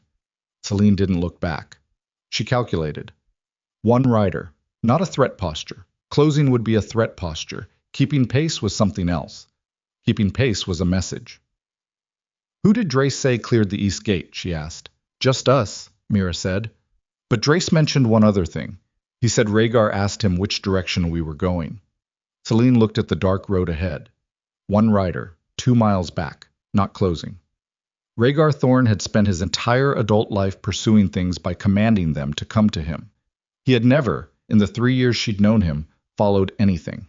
Kings didn't follow. Kings summoned. The rider behind her was not closing because closing would be claiming, and whatever else he was tonight, he understood enough to know that claiming was not a door she'd open. But he was there. She thought about the document she'd left on her writing desk, the one about the Eastern Garrison contracts and the 10-day window, the one that had ended with the words, "Send me word, and I will act on it directly from Veyra lands." She'd written that line as strategy. She understood now it might have been something else. She did not slow her horse. She did not speed it up. She rode north through the dark toward ground that was hers to rebuild, and she let the space between herself and the rider behind her say what neither of them had words sufficient to say, and she understood something about herself in that cold pre-dawn hour that she would carry for the rest of her life. She was not running away from anything. She was riding toward something she had not yet fully imagined, and the inability to fully imagine it was not a warning. It was the first sign that it was truly hers. But behind her, 2 miles back and keeping pace, the Empire had sent one man into the dark to follow at a distance that said everything his words in the ballroom hadn't been able to say. And ahead of her, the Northern Territories sat in winter darkness, waiting for the heir who had finally stopped waiting for permission to come home. And somewhere between those 2 points, on a dark road through the foothills of Blackthorn Empire, something was moving toward its resolution in a direction that no one, not Selene, not Rhaegar, not the careful men of House Vale, who were currently preparing documents they didn't want to prepare, could yet fully predict. The road bent north. She followed it. The rider behind her closed to 1 mile just before dawn. Selene felt the distance change the way you feel weather shift, not through any single sensory input, but through the aggregate of small signals that a body trained for survival processes faster than conscious thought. The horse's pace had quickened. The hoofbeats had a different rhythm now, not the measured keep-pace cadence of the previous 2 hours, but something with more urgency underneath it. She didn't look back. Mira, riding half a length to her left, said nothing, but Selene felt her attention sharpen in the particular way of someone recalculating threat assessment. "Still one?" Selene asked. "Still one," Mira confirmed. "But there's something else. Northeast Ridge. 3, maybe 4 positions. They've been pacing us from the high ground since the second valley." Selene's hand steadied on the reins. She hadn't seen the ridge positions because she'd been watching the road. She filed that away as a failure of assumption. She'd been thinking about the rider behind her as the entire variable, which was exactly the kind of tunnel focus that careful enemies build toward. "How long?" she said. "Since we cleared the foothills," Mira said. They were already in position. Already in position meant they hadn't followed from the palace. They had known the route, which meant House Vale's retreat from the records room had not been a retreat. It had been a tactical reposition. Aldrich Vale had walked out of that room and immediately activated a contingency that had been built for exactly the scenario where his primary negotiation failed. The document withdrawal she'd extracted from him tonight was real. She had no doubt about that. He was too careful to offer something he couldn't deliver if delivering it was his best option. But a contingency operation built over 18 months does not have a single exit. You don't spend that long constructing something and fail to build the version that runs when the first version gets exposed. The version that ran when the first version got exposed was apparently 4 armed positions on the northeast ridge in the dark, before dawn on the road to Veyra lands. She pulled her horse to a stop. Mira stopped beside her. The road ahead bent through a narrow passage between 2 rock formations, a natural choke point that she knew from childhood memory of these roads. Good ground if you were defending from above. Very bad ground if you were moving through it while someone held the high positions. If we go through that passage, Selene said. We don't come out the other side with the same number we went in with, Mira finished. The rider behind them was half a mile now. She looked back. 1 horse, 1 figure, moving fast enough that the pace had changed from following to arriving. The figure resolved in the gray pre-dawn light as the distance closed. Traeger Thorn was not wearing the imperial cloak. He was in a riding coat, dark, functional, the kind of gear you put on when you are leaving in a hurry without consulting protocol. He was riding alone, which was the detail that landed hardest. A king of Blackthorn Empire, on a road north of his capital, in the last hour before dawn, with no guard unit and no outriders and nothing around him but cold air and the specific urgency of a man who had made a decision without waiting to think it through completely. He pulled up alongside her in a controlled stop, his horse breathing hard. There was something in his face that had not been there in the ballroom, a stripped quality, the particular look of a man who has removed all the layers between himself and the thing he's actually feeling because the situation has made performance impossible. Northeast Ridge, he said immediately. His eyes went to the high ground before he'd finished the sentence. 4 positions. I saw them from the second valley crest.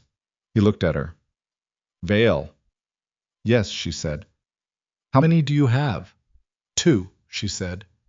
Me and Mira. Something moved through his jaw. I have a 6-unit cavalry detachment 8 minutes behind me. I sent them the ridge route before I rode out. Selene looked at him. You sent them before you followed me. I sent them when I read your memorandum, he said. The one about the 10-day window. I read it, and I thought about what kind of person writes operational intelligence as a parting document. And I realized I'd spent 3 years consistently underestimating exactly that kind of person, and I wasn't going to do it a 4th time. He held her gaze.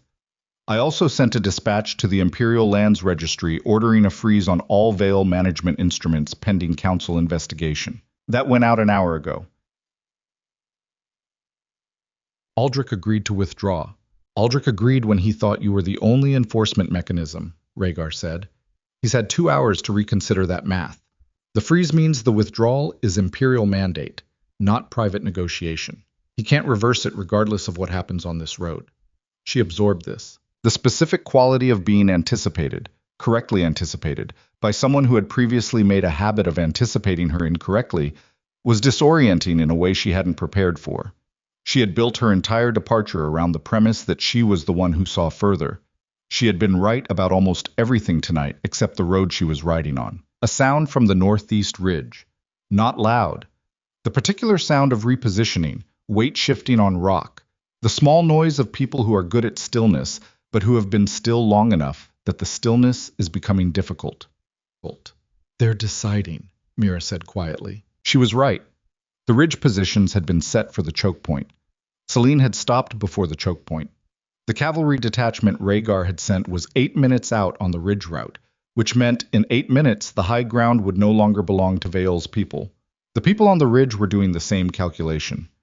They'll move in the next 3 minutes, Selene said, before your cavalry closes the ridge route. They know the window. Yes, Rhaegar agreed, which means we can't hold this position. No. She looked at the choke point ahead, looked at the ridge, ran the geometry with the cold efficiency of someone who has sat through enough military planning sessions to understand terrain and time and the specific arithmetic of bodies in motion. If we go through the passage before they move, she said, we come out the other side and they've lost the elevated angle. The passage walls block the firing line for approximately 40 yards. If we clear those 40 yards before they reposition to the southern rim, we're through, Rhaegar finished. It's 40 yards at a full run in the dark, Mira said. Not an objection, a calibration. Yes, Selene said. Rhaegar looked at her. There was no fear in his face, which she'd expected. She'd seen him in enough dangerous situations to know that fear did not live in his face. What she hadn't expected was the specific quality of what was there instead. It was not the calculating assessment of a commander reading ground. It was something more present than calculation. I was here. Fully, physically, irrevocably here. Not managing her situation from a distance. Not sending representatives or writing authorizations. Here, on a dark road, having ridden out alone before his cavalry had confirmed their positions, which was either the bravest or the most reckless thing she'd ever seen him do, and possibly both. "On your signal," he said.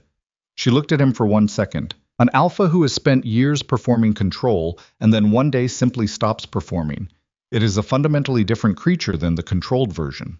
The performance is what distance looks like from the inside. When someone drops the performance entirely, what you see is the person underneath it, who has been there the whole time, unaltered and complete, waiting for the moment when the situation becomes too serious for the distance to be sustainable. She had been waiting 3 years to see this version of him. She had stopped expecting it months ago, its arrival tonight, on a road it had no courtly reason to be on, wearing no imperial insignia, and carrying nothing that constituted a claim over her. It did not fix what was broken. Nothing that had happened in this one night could fix 3 years of accumulated damage. She knew this with the part of her mind that was always honest. But it was the right version of him to have beside her in the next 4 minutes. "Now," she said. They rode. The passage was worse than memory had made it. Childhood recollections smooth out the sharp edges of terrain and fill the gaps with narrative. She remembered it as narrow and then open, which was technically accurate but missed the specific quality of riding at full speed through 40 yards of broken ground in near darkness, with rock walls pressing close on both sides, and the sound of hooves hitting stone amplified into something that made her eardrums ache. Mira was ahead by half a length, low over her horse's neck, and Rhaegar was to Selene's right with the particular controlled aggression of a rider who has done this in actual combat, who knows that the correct response to being in a bad position is moving through it fast rather than moving through it carefully. The first impact hit the rock wall to their left 2 seconds in. Stone chips. A crack that echoed wrong in the passage because it came from above. They were already through the first angle of the passage when the second one hit, closer, the specific sound of something moving through air at speed. And Selene felt rather than heard it pass somewhere to her right. Rhaegar's horse stumbled, not a fall. A stagger. The horse correcting itself with the trained athleticism of a military animal, but staggering enough that Rhaegar's weight shifted hard right, and she saw, in the fraction of a second she had to process it, that his right arm had gone wrong. Not limp, wrong, the specific wrongness of an arm that has taken impact and whose owner has not yet assessed how bad. She did not slow down. Slowing down in the passage was dying. She rode. The end of the passage opened into flat ground, and she came out of it already scanning, left, right, elevation, distance, and found the ground clear, the southern rim empty, the ridge route showing the first gray shapes of Rhaegar's cavalry unit breaking over the high ground in the distance. 8 minutes had been optimistic. 6 had been accurate. She wheeled her horse and went back to the passage exit. Rhaegar came out of it riding one-handed. His right arm was held against his body with the deliberate stillness of someone managing pain rather than displaying it, and his face had the particular set of a man who has already decided that the pain is not currently relevant. Mira had pulled up 20 yards ahead and was watching the ridge. Selene pulled alongside Rhaegar, close. "How bad?" she said. "It clipped the shoulder," he said. His voice was even. "Not through." "Let me see. We're not at the part where—" "Rhaegar." The word came out the way commands do when they come from a place that doesn't have patience left for negotiation. "Let me see it." He turned slightly and she saw the tear in the riding coat. Dark. Not soaking, which meant it hadn't hit anything major, but the fabric around the tear was wrong in a way that suggested more than a surface graze. She pressed 2 fingers against the shoulder through the torn fabric, feeling for structural integrity, and felt him go very still under the contact. "You can move the arm," she said. "I just said, move it deliberately, full range." A brief pause. Then he moved it, controlled and thorough, and the wince that crossed his face was involuntary and small, the kind you produce when you've spent years learning not to produce them and you've exceeded the threshold. "Muscle," she said. "Not the joint, not the bone." She pulled her hand back. "You'll need it closed properly within a few hours." "I'm aware of wound care," he said dryly. "I know," she said. I sat with you through the last time you took a hit and didn't mention it until it had been infected for 3 days. Something shifted in his face. The dryness gave way to something more unguarded. You remember that? I remember everything, she said. That's been one of the persistent difficulties of the last few months. The cavalry unit reached the ridge. She could see them moving across the high ground, clearing positions, the systematic process of securing ground that had already been vacated. Vale's people had run when the cavalry broke the ridgeline, as she'd calculated they would, as she'd told Rhaegar they would, in the 4 seconds before they'd ridden into the passage, which meant his cavalry timing had not been 8 minutes or 6 minutes. It had been exactly right. He had timed it correctly, which meant he had understood her calculation before she'd spoken it, which meant he had been running the same tactical assessment she'd been running and had arrived at the same window. She had underestimated him, the same way she'd accused him of underestimating her. She sat on her horse in the cold gray light before dawn and held this recognition without trying to make it simpler than it was. Mira rode back to them. Ridge is clear. His unit is signaling all clear from the eastern position. She looked between Selene and Rhaegar with the expression of someone who understands exactly what kind of conversation they are adjacent to and is deciding how much space to give it. I'm going to confirm the route ahead, she said, and rode forward without waiting for a response. The field was quiet, the kind of quiet that follows danger, the specific decompression of a situation that was very bad and is now resolved, where the body hasn't caught up yet, and the mind is running slightly ahead of the moment. Her hands were steady. They had been steady throughout, but the steadiness had been held in place by the specific force of will that active crisis requires. And now that the crisis had resolved, the steadiness felt different, less constructed, more natural, the way things feel when you stop having to make them feel a certain way. You sent the cavalry before you followed me, she said. Not an accusation this time, something more like completing a thought she'd been working on. I sent the cavalry first, he said, because the cavalry was the piece that mattered for the ridge. I mattered for... He stopped. I wanted to be on the road. You wanted to be where I was, she said. Yes. She looked at the road ahead. The gray was becoming lighter now, the specific eastern lightning that happens 40 minutes before actual sunrise, when the sky begins deciding what color the day will be. The Veyra lands were another 3 hours north. She could feel the distance between here and there as a physical thing. Not urgency, not dread, but the particular pull of ground that has been waiting. What you did in that ballroom, Rhaegar said.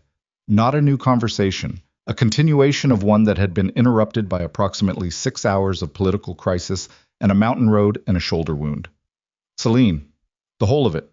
The archive work, the network, Falk, Drace, the Vale negotiation in the records room at midnight. He stopped. I've been in command for a decade. I've had strategists and advisors and council lords and military commanders. What you did tonight was not in any category I have a name for. Bull. She said nothing. I don't know how to tell you what that is, he said, without it sounding like I'm still trying to make possession out of something that isn't mine to possess. She turned to look at him. I was watching her with the careful honesty of someone who has recently understood that honesty is the only currency that still has any value in this particular exchange. His shoulder was bleeding quietly through the torn coat, and he was not mentioning it, which was so characteristic of him that it cut across 3 years of damage and found something underneath that the damage hadn't fully reached. Then don't try to name it, she said. Not tonight. When? He asked. She thought about the northern road, the Veyra lands in winter darkness, the legal work that waited there, the administrative reconstruction, the months of building something from the ground up that she had not built and could not borrow and had to make entirely from her own effort and her own judgment. Come north, she said, when the council investigation is stable and Drace has the interior structure secured and the Vale withdrawal instruments have been filed and confirmed. She held his gaze. Come north when you're not running from something. Come when you have a reason that isn't about what you're afraid of losing. He was quiet for a long moment. And if I come, he said carefully, what do I find there? Someone who rebuilt something, she said. Someone who earned the ground she's standing on. Someone who is not going to be what she was in that palace. A pause. What you find depends entirely on what you bring. This is the truth that power at its highest level almost never teaches, because power at its highest level almost never has to learn it. A king who has never needed to follow has never learned the difference between pursuing something and deserving it. Pursuit is what you do when something is ahead of you and you want it to stop. Deserving is a different quality entirely. It accumulates, slowly, through the specific work of becoming the person who is worth what they want. Hagar Thorne had spent his entire life being powerful enough that the distinction didn't matter. Everything he wanted had been pursuable. He had never had to sit down in a hard chair and ask himself whether he'd done the work to deserve the thing he was reaching for. I was sitting in that chair now. She could see him in it. "I'll come," he said quietly, "when I've earned the road." She nodded once. It was not a promise. It was not a resolution. It was the specific, honest territory that exists between two people who are not going to pretend that the damage is repaired while the damage is not repaired, who are also not going to pretend that the damage is the only thing that exists. She turned her horse north. He didn't follow immediately. She rode 30 yards before she heard him pull his horse around, and she understood without looking back that he was turning south, back toward the palace, back toward the council proceeding, back toward the work that was waiting for a king in the morning that was now arriving. One rider north, one rider south, the road between them getting longer with each stride. She did not look back this time either, and it was a different kind of not looking back than every other time she'd done it. The previous times had been about discipline, the specific effort of refusing to show what looking back would have shown. This time it required no effort. She was looking forward, at the road ahead, which was becoming visible now as the light strengthened, and what she felt in her chest was the clean, specific feeling of someone whose face is pointed at the right direction. Mira fell back into place beside her when she cleared the next bend. They rode north together through a morning that was arriving with the blunt efficiency of winter mornings in high country, cold, clear, without ceremony, illuminating everything, including the things you might have preferred to see by softer light. The first hour of riding was interior. Selene ran assessment the way she always ran assessment, not as a deliberate mental exercise, but as a continuous background process, the way a navigator tracks position even when not actively consulting a chart. She assessed what she had, what she needed, what the first 30 days in Veyra lands would require.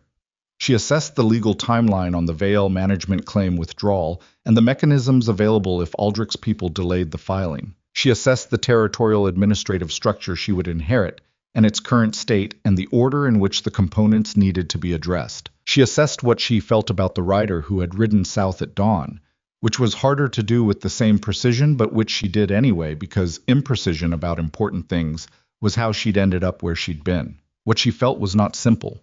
Simple was for situations that hadn't cost anything. This had cost 3 years and a mate bond and the specific version of her future she'd been building toward when she first walked into Blackthorn Palace, believing that devotion was a currency that accrued interest. Devotion is not a currency. She understood this now with the bone-deep certainty of someone who had learned it through the specific curriculum of having been wrong. Devotion offered unconditionally becomes an invitation for the recipient to stop valuing it.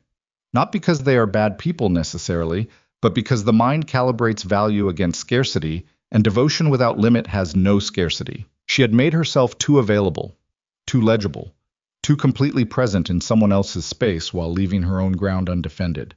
She was not going to repeat that. The road climbed into the first of the northern highlands around the second hour, and the terrain changed in the specific way she remembered from childhood. Harder, more direct, less decorative than the managed roads closer to the capital. The stone here was dark granite, and it came up through the soil in unpredictable formations that the road bent around rather than cut through, which gave this part of the journey a winding quality that added distance but couldn't be avoided without engineering that nobody had thought worth funding for roads that led to territories that hadn't been actively administered in 11 years. Her territories. Her roads. Her problem to fund. She was making a list in her head of the first 10 things she would do when she arrived, which was a form of thinking she found deeply satisfying. Not because of what the list contained, but because of what making it meant. She was planning her own future in her own direction without adjusting it for how it would be received. Mira said, "There's smoke ahead." Selene looked up. She had been so interior that she'd missed the visual. About 2 miles ahead, at the approximate location of the first Veyra gatehouse, a small stone structure that marked the beginning of the formal estate road. There was smoke rising in the thin, cold air. Not the black smoke of a fire that was out of control. The gray-white smoke of something contained. A fire in a hearth, or in a controlled outdoor position. Someone was at the gatehouse. She had not told anyone she was coming. She had not told anyone she was coming because she had not known she was coming until approximately 6 hours ago. The gatehouse had been empty for 11 years. She looked at Mira. Mira's hand was near her coat in the way it moved near her coat when she was making a quiet decision about a weapon. Could be Vael's people, Mira said quietly. Could be, Selene agreed. Could be someone the estate steward posted when the management claims were filed. Vael may have had a caretaker presence. Also possible. They rode closer. The gatehouse came into view at a half-mile. Stone, low, built for function rather than impression, with the Veyra wolf carved above the arch in the particular style of 3 centuries ago when her family had commissioned it. The carving was weathered but intact. The gate itself was open. Standing in front of it was a woman of about 70, broad-shouldered despite her age, wearing a dark practical coat that had seen significant weather. She was not armed visibly. She was watching the road with the patient attention of someone who has been watching a road for a long time and is not surprised by what arrives on it. Selene pulled up. The woman looked at her for a long moment. "You have your father's jaw," the woman said, "and your mother's eyes, though you ride like neither of them. You ride like someone who learned on military roads." A pause. "I'm Hella Vorn. I was your father's estate steward. I've been in the gatehouse for 11 years waiting for a Veyra to come back to this road." The cold air sat between them. Selene felt something move through her that she didn't have a clean word for. Not sentimentality exactly. Something more structural. The specific sensation of a piece of the world slotting into a place it was always supposed to occupy. "The estate," she said. "What's the actual state?" Hella Vorn's face didn't sweeten the answer before she gave it. "The main house needs the south wing repointed and the water system dug out. The garrison structure is intact, but the provisioning contracts lapsed 8 years ago, and nobody renewed them. The village roads are passable, but 3 of the bridges need work before heavy winter. The timber rights are still valid. The mining licenses need re-registration. The tenant agreements are 20 years old, and half of them don't reflect the current population distribution." A pause. "Other than that." "Other than that," Selene said. "The people are still here," Hella said. "That's the main thing. 11 years of bad administration and external claim attempts, and they're still here. That means the ground holds." Her eyes were direct and without deference. "The question is whether the person standing in front of me is going to hold with it." Selene looked at the gatehouse arch, at the wolf carved into the stone above it, at the gray winter sky and the hard granite ground, and the road that went further north toward the main house and the lands beyond, and the 3 hours of work that were waiting, and the months of work behind that, and the years behind that. She thought about what Hella Vorn had just said. The people are still here. That means the ground holds. This was the thing that palace life had not taught her, and could not have taught her, because palace life is a closed system that generates its own gravity and bends everything toward the center. Ground holds not because of who claims it, but because of who stays in it. Power that lives only in official recognition is power that can be officially revoked. Power that is built into the actual physical and social infrastructure of a living community is a different substance entirely. It cannot be filed away in a dormancy provision. It cannot be purchased through a banking instrument. It cannot be revoked by someone sitting in a records room in the capital because it doesn't live in the records room. It lives in the roads and the water systems and the tenant agreements and the garrison provisioning and the specific knowledge of a 70-year-old steward who has been sitting in a gatehouse for 11 years because she believed someone would eventually come back to this road. Selene dismounted. She led her horse through the arch rather than riding through it. This was a choice she made without consciously deciding to, something in the body's instinct for the appropriate gesture in a significant moment. You ride through the territory of the powerful. You walk through the threshold of the thing you intend to build yourself. Hella Vorn watched her do this, and something shifted in the old woman's face. Not softness, something more like recognition. "The south wing first," Selene said, "and the water system. Walk me through it." "Now?" Hella said. "It's barely dawn," Selene said. "We have the whole day." They went in together. Mira followed 3 steps behind, already pulling out the small notation book she kept in her left coat pocket, already writing. The Veyra lands in winter were not beautiful in any way that court painters would have been drawn to capture. They were austere and hard and specific, the kind of landscape that makes no accommodation for sentiment and offers nothing to look at except the things that are actually there. dark stone, frost-hardened ground, the skeleton shapes of trees that had not been managed properly, and showed it. The main house 2 miles further up the estate road, visible from the gatehouse as a dark shape against the gray sky, larger than memory had made it and more weathered than hope had suggested. There was so much work. She felt the scale of it and did not look away from the scale of it, which was its own discipline. The willingness to stand in the full presence of what something costs before you agree to pay it. She had spent 3 years in a palace where everything had already been built, where her job was to navigate existing structures, work within existing hierarchies, contribute to existing agendas. She had been extraordinarily good at that, but good at navigating existing structures and capable of building new ones from bare ground are not the same skill. And she had not known until this moment, standing in the early morning cold of her ancestral gatehouse, how badly she had wanted to find out which one she actually was. She was about to find out. She walked north up the estate road with Helivorn beside her and Mira behind, and the cold coming in off the highland ridges that surrounded the Veyra lands on 3 sides, and the full specific weight of everything ahead of her. And 3 hours south of her, in a palace that was already waking to the legal and political aftermath of the longest night in its recent history, a king was riding back through the East Gate with a shoulder wound he would need to have addressed, and an empire that needed managing, and the particular expression of a man who has just understood something about himself that he cannot unfeel and cannot unknow. He would not come north for 11 weeks. When he did, he would arrive without announcement, without cavalry, without the crown. Just a man on a road, carrying the specific thing that no king can command into existence, but which every human being must construct through the private and painstaking work of becoming someone who deserves the ground they want to stand on. He would not know what he would find there. Neither did she. But the Veyra gatehouse arch was behind her now, and the estate road was under her feet, and the south wing of the main house was waiting for assessment, and Helivorn was already talking about the water system with the specificity of someone who has had 11 years to memorize the details of its failure. Selene listened, filed everything, kept walking. The wolf above the arch watched the road south. The road south was empty.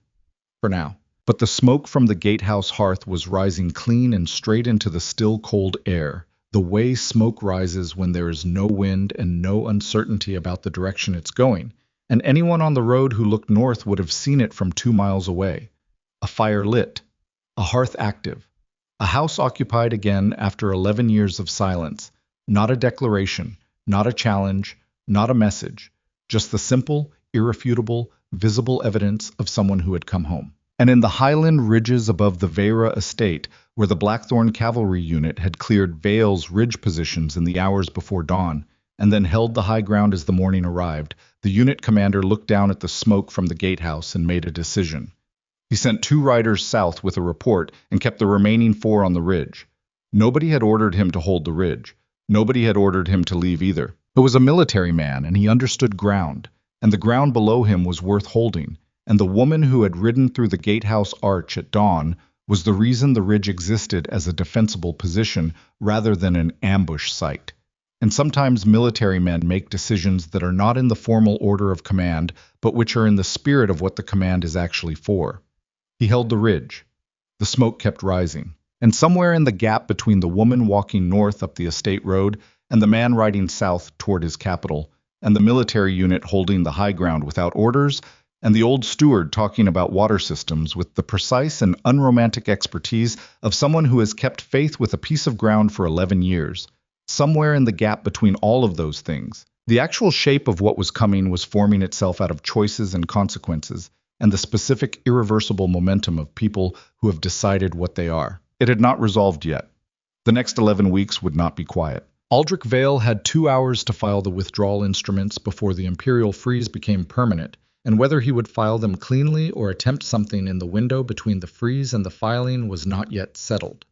The dusk investigation would surface connections that led to houses whose names had not yet appeared in any document Selene had read. The council proceeding would generate its own politics and its own pressure points and its own version of the question of who controlled what in Blackthorn Empire. And in the northern territories, the work of building something that no one could take away had not yet shown Selene Veyra what it was actually going to ask of her.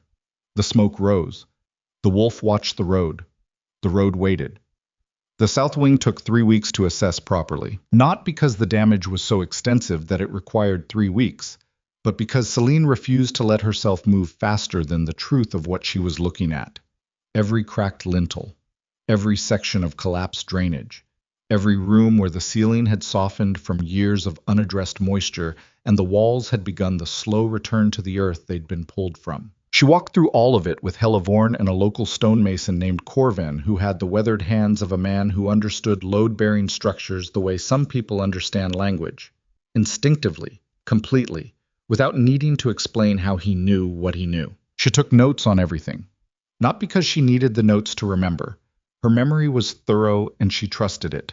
But because the act of writing something down is an act of claiming it, of saying this is mine and I am responsible for what happens to it. She had spent 3 years contributing to a record she did not own.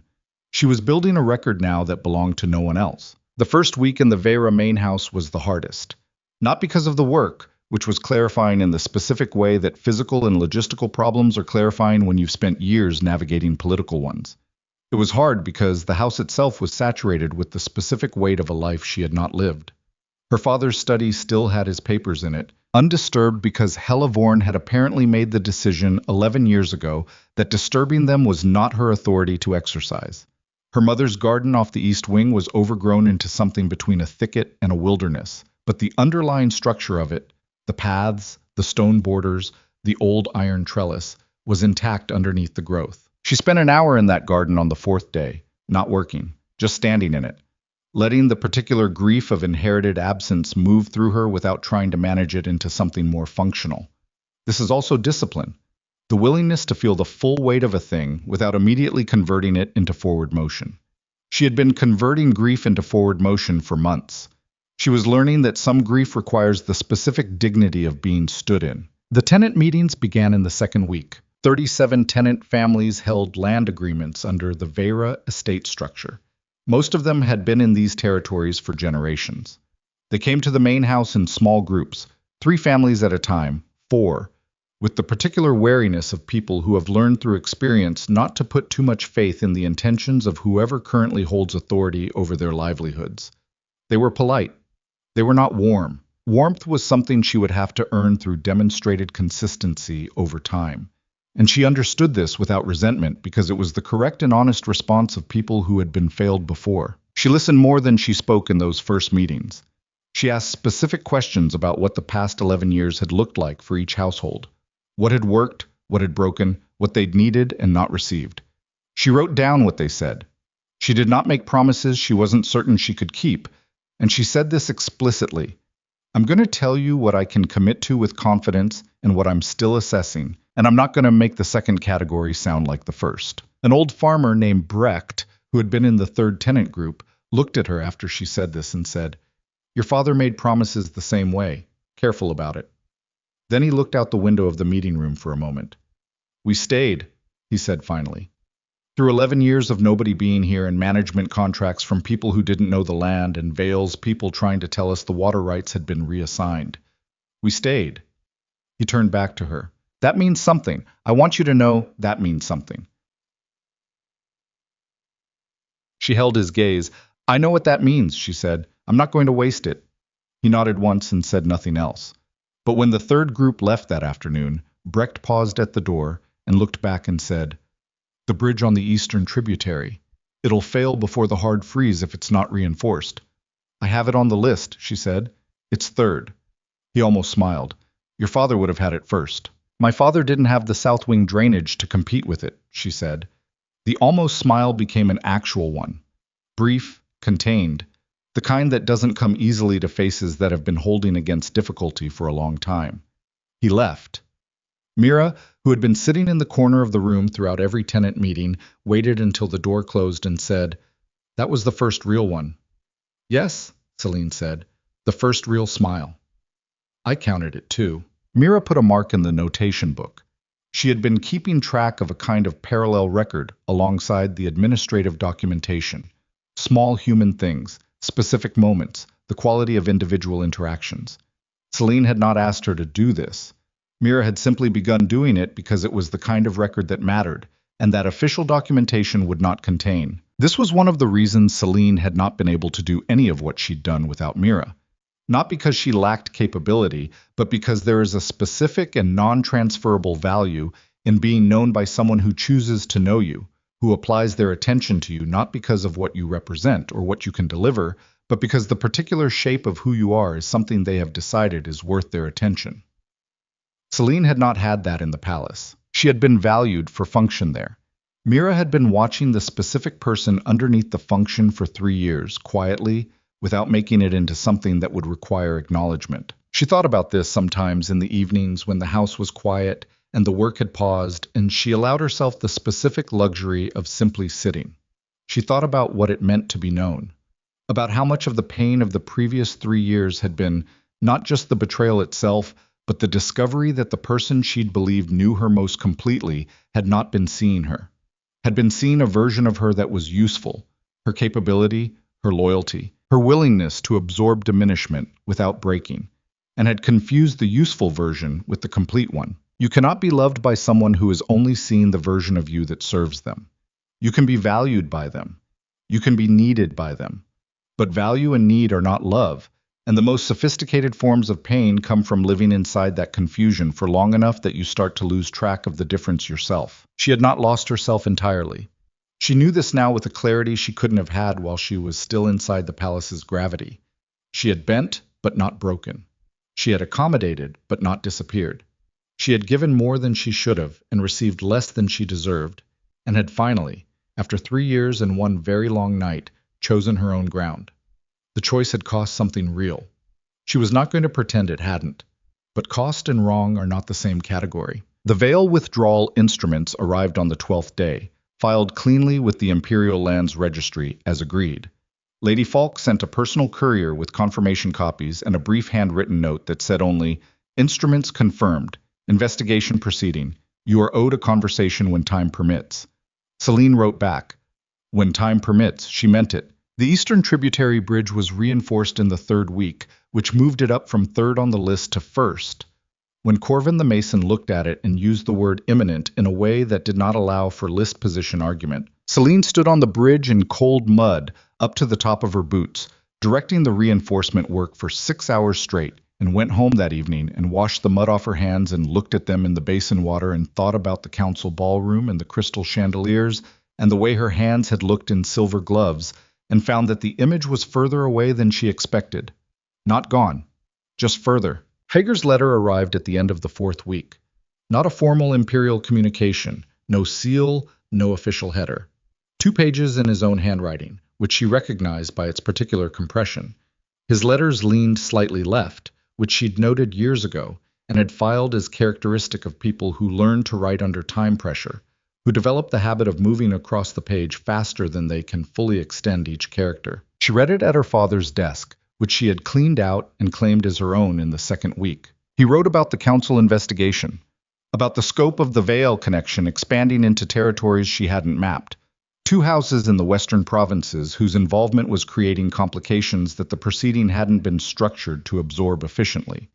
He wrote about Drace's handling of the interior security restructuring and the specific problem of replacing Harwick's institutional knowledge without replacing his compromised loyalty. He wrote about a border skirmish in the east that had turned out to be unrelated to any of the Dusk or Vale operations, and was simply the kind of border skirmish that empires deal with continuously and which he'd managed without drama. He wrote about his shoulder.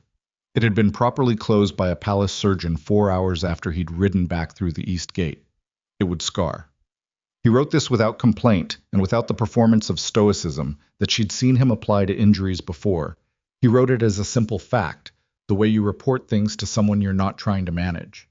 The last paragraph was shorter than the others. He wrote, "I've been thinking about what you said on the road, that I should come north when I have a reason that isn't about what I'm afraid of losing.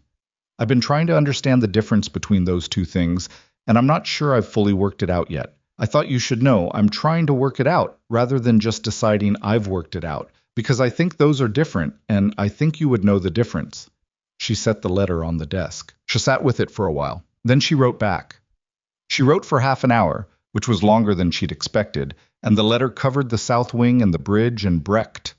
almost smiling, and Helavorn's knowledge of water systems and the specific quality of Highland winter light at dawn, and what it had been like to walk through her mother's overgrown garden. She wrote about the tenant meetings and what she'd learned from listening more than speaking. She wrote about what she was building and what it was already beginning to feel like from the inside of building it. She did not write about what she felt about him specifically. Not yet. That was a conversation that required more than letters. But she wrote honestly about everything else, and honest communication about everything else between two people who have unresolved things between them is its own kind of forward movement. She sealed it and sent it south with her own courier. The exchange that followed over the next 7 weeks was the kind of correspondence that would not survive as historical record. Too private, too specific, too rooted in the exact details of two particular lives to be legible to anyone without both contexts. But it was, without either of them naming it as such, the beginning of something being rebuilt. Not the same structure, different materials, different design. Built by two people who had both learned, through separate and equally costly curricula, that the version they'd been operating in before was not worth recreating. He came north on the 78th day. She knew he was on the road 2 hours before he arrived because the cavalry unit that had held the ridge since the dawn after the ball sent a rider down to the house with a brief message. King's party on the South Road. 1 rider, no escort. 1 rider. She read that detail and set the message down and went back to the water system documentation she'd been working through with Corvan because she had work to complete, and because the specific discipline of not reorganizing your life around someone else's arrival was a practice she intended to maintain. She was still at the table with Corvan when Helavorn appeared in the doorway and said simply, "He's at the gate." Corvan looked up, looked at Selene, said, with the particular tact of a man who has spent his life reading situations, "I'll come back tomorrow for the Eastern Channel question." He left.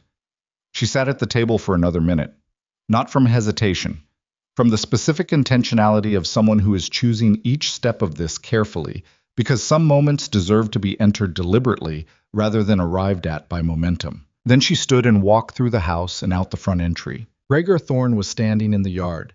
He had ridden through the gate, not around it. She noticed that immediately, the choice to come in rather than wait to be received. And he had tied his horse at the post without waiting for a groom, which meant he had not announced himself and had not expected ceremony. He was in traveling clothes again, dark, functional, no imperial insignia. His right shoulder moved with the slight compensating adjustment of someone whose injury has healed but whose body still remembers it. He looked at her across the yard. He looked different. Not dramatically. He was still the same man in the same body with the same face that had been broken and rebuilt more than once. But the quality of how he occupied himself had changed. The performance layer she'd become accustomed to reading through was gone, and without it he looked both more ordinary and more real. Less like a king performing the concept of a king, and more like a man standing in a yard in the cold, carrying the specific weight of someone who has spent 11 weeks doing difficult internal work and is not certain of his reception. She walked across the yard and stopped 6 feet from him. "You look tired," she said. 11 weeks of an expanding council investigation," he said. "It turns out corruption that has been running for 18 months creates approximately 18 months of procedural cleanup." "I know," she said. "I've been reading the reports." "I know you have," he said. "Falk says your margin notes are better than most of her staff's primary analysis." She almost smiled. "Falk is generous. Falk is precise," he said. "She doesn't do generous." They looked at each other. There are conversations that have been happening in letters and in the absence of letters, and in the specific weight of days passing in the same direction. And when the people having those conversations finally stand in the same physical space, the conversation doesn't start from the beginning. It picks up from wherever it actually is, which is usually further along than either person has said out loud. "Come inside," she said. "It's cold and you've been riding since before dawn." He came inside. Helavorn produced food with the efficiency of someone who had been ready for this arrival for longer than the 2-hour warning period, which meant she had been ready for longer than the 2-hour warning period, which was so characteristic of her that Selene decided not to examine it further. They ate at the kitchen table, which was large and scarred and had the particular quality of a working surface that had been used for meals and meetings and work and everything else that happens in a house, where the distinctions between those things are not rigidly maintained. He looked around the kitchen with the attention of someone learning a place rather than assessing it. She watched him do this and understood the distinction. Assessing is comparative. You measure what you see against a standard you've brought with you. Learning is receptive. You let the place tell you what it is. The south wing, he said, looking at the temporary bracing on the kitchen ceiling's edge where the wall adjoined the repaired section. Halfway through, she said. Corvin says 6 more weeks if the weather holds. 4 if it doesn't, because he'll rush the timeline rather than lose the window. Corvin. The mason. He's good. Better than good. He reads the stone the way you read a room. Hagar looked at her face when she said this, and she understood he was noticing the specific quality in her voice when she talked about the work. The investment in it. The way it had become something that was genuinely hers rather than something she was managing on behalf of someone else. The tenant meetings, he said. How many? 37 families. I'm on the 3rd round now. The first meetings were about assessment, finding out what the reality was. The second round was about commitments, what I could confirm and what I was still working toward. This round is about the agreements themselves, renegotiating the terms to reflect the actual current population and land use. That's years of work. Yes, she said. I know what I signed up for. He was quiet for a moment. Then he said, You look different. She waited. Not the obvious things, he said. Not the riding coat or the absence of court dress, or the fact that you have mason's dust on your left sleeve right now. She looked at her sleeve. He was right. You look like someone who is standing on the correct ground, he said.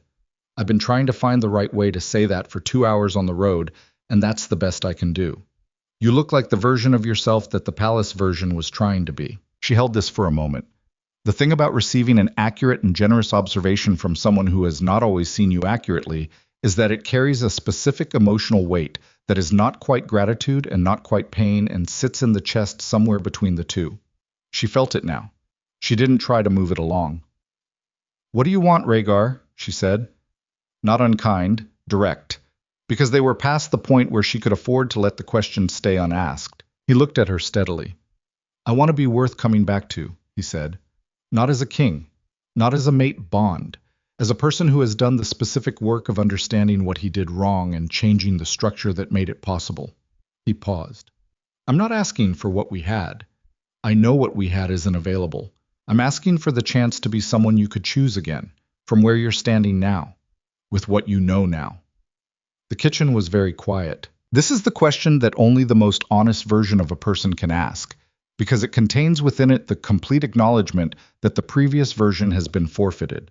Most people, most men with the kind of power Rhaegar had spent his life carrying, cannot get to this question because the journey to it requires passing through a complete accounting of the damage you caused.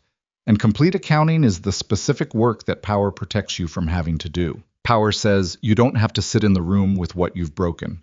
Power says there is always another room, another strategy, another way to manage the geometry so that the reckoning stays at a manageable distance. I had no more rooms. He was in the only one that mattered.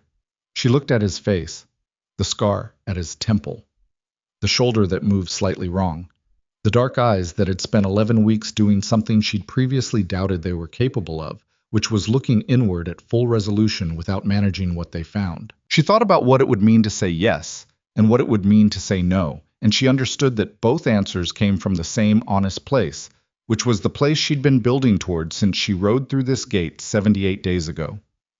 I'm not going to the palace, she said. I know, he said. I'm not leaving this territory. Not while it's in this state. Not for years, possibly. I know that too. What I'm building here is mine, not connected to you, not dependent on you, not secondary to whatever is happening in the capital. Yes, he said. I understand that. She looked at him for a long moment. There's a guest room in the east wing, she said finally. It needs a new window frame, but the hearth works, and it's warmer than the rest of that section. Hela can show you. She stood up from the table. You can stay for a few days if you want to see what this actually looks like. What I'm doing here. Not to advise it or manage it or connect it to imperial interests, just to see it. He looked at her. Something in his face opened in a way that it had not done in the ballroom, or on the road, or in the strategy room, or in any of the locations where she had watched him be a king. Something that had been held behind this performance for a very long time, kept back by the specific loneliness of people who have authority over others and therefore cannot be fully seen by them. Yes, he said. I'd like to see it. She nodded and went back to work. He stayed for 9 days. He did not advise. He did not manage. He held timber frames while Corvon directed the south wing work and handed tools when asked, and was addressed as Rhaegar by the workers within the first day, because Selene had introduced him simply as Rhaegar, which was so far outside anyone's expectation that they'd processed it as a name and moved forward. He sat in on 2 tenant meetings and said nothing, and looked at the floor in front of him with the particular attentiveness of someone learning something they should have learned a long time ago. He helped Hela carry water barrel sections from the storage building to the new system connection point, and did not complain about his shoulder, which was clearly not comfortable with the work, and did it anyway. On the 5th evening, she found him in the overgrown garden. He was standing in approximately the center of it, in the space where the main path intersected with the cross path, looking at the old iron trellis with its accumulated growth of unpruned climbing things. The light was the specific orange-gray of Highland winter evening, and it made the garden look like something from a different century, which it partly was. She stood at the garden's edge and watched him. He had not heard her arrive. He was simply standing in it the way she had stood in it on the 4th day. Letting the weight of a place be what it was, without immediately converting it into a task. She had taught him that. She understood this suddenly and completely, not by instructing him, by modeling it here, in this territory, over 5 days of him watching her move through her own life without adjusting it for observation. This is the deepest kind of influence, the kind that doesn't announce itself, the kind that changes how someone sees by showing them a different way of seeing. She had spent 3 years being influenced by a palace that told her the only things worth doing were the things that produced visible results in visible hierarchies. She was now showing someone else, without trying to, what it looked like to value what was real over what was recognized. He heard her eventually and turned. They looked at each other across the overgrown paths. "It's a big garden," he said. "My mother loved it," she said. "She spent 20 years building what it was before she died. I've been thinking about what to do with it, whether to restore it or let it become what it became on its own." A pause. "I think I'm going to do something between those 2 things." "What does that look like?" "Clear enough to move through," she said. "Let the rest go where it wants." He nodded slowly. "That seems right." She walked into the garden and stood beside him in front of the trellis, and they looked at it together. The climbing vines had gone over and through and around the iron structure in ways that were no longer separable. Growth and infrastructure intertwined past the point where you could remove one without fundamentally altering the other. "I'm not the person I was in that palace," she said. "I know," he said. "I mean specifically," she said. "I don't mean it as a general statement about growth.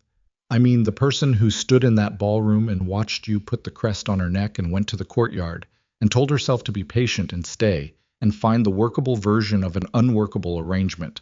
That specific person is not the one standing here. I don't have access to her choices anymore. If you're building something toward me, it needs to be built toward this." He turned to look at her profile. She was looking at the trellis. "I know," he said again. And then, "I think that's the version I should have been building toward 3 years ago." She looked at him then. "What stopped you?" she asked. Not the angry version of that question, the honest one. The version that actually wants to understand rather than the version that wants to assign blame. I was quiet for a moment. The honest answer to an honest question requires time to find its real shape, not just its presentable one. "Fear," he said. "The specific fear of someone who has never not been in control of an outcome. I didn't know how to want something I couldn't strategically secure. The mate bond was real, but it didn't come with a political framework I could manage, and everything I'd ever built had been through management and structure and controlled conditions." He paused. Seraphine was manageable.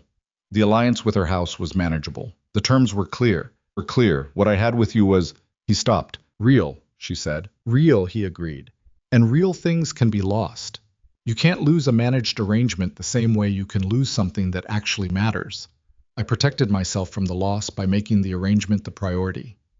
His voice had the specific quality of someone who has said something in internal language many times and is saying it aloud in human language for the first time, and the 2 versions don't quite match, and they know the gap is there.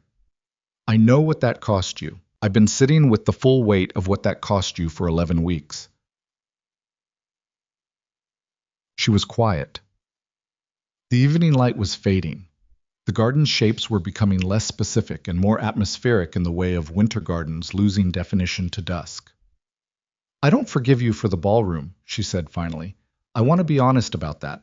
Not because I'm holding it as a weapon, but because it's true, and I'm not going to move it to where it isn't yet. I know, he said. But I also don't hate you, she said. I tried to for a while. Hate requires something to push against, and I kept finding that what I was pushing against wasn't actually you, but the version of the situation I'd needed you to be different in, and you weren't. Hating you for not being different than you were is blaming someone for the specific shape of their damage, and I have damage too. Mine just runs in different directions. He looked at her. What does that mean for where we are? He said. She thought about it for a moment. Not performing the thinking, actually doing it, which is slower and less elegant and more honest. It means I'm not closed, she said. It means what you build toward this territory over the next year, the person you are when you come north, not the king, the person, will be what determines what's available between us. Not promises, not declarations. The actual accumulation of how you show up. She looked at him directly. Can you do that without guarantees? He held her gaze. Yes, he said. Without additional construction, without qualification. The single clean syllable of someone who has learned that what you say after yes is usually about your own anxiety rather than your actual commitment. She nodded. They stood in the garden until the light was almost entirely gone, and then they went inside separately, and the evening passed in the ordinary way of evenings in a working house. Hella's food, Corvin stopping by to discuss the next day's South Wing schedule, the notation book open on the table, the small continuous business of a life that had real requirements. On the 9th day he rode south. She walked with him to the gate where his horse was ready. The Highland winter morning was the kind of clear and brutal that doesn't offer aesthetics as compensation for the cold. He mounted and looked down at her. The Eastern Channel, he said. The one Corvin is planning to reroute in the spring. The Imperial Engineering Record has documentation on similar projects in the Western Territories from 40 years ago. That might be relevant to the gradient problem you're dealing with. I'll send the archive copies.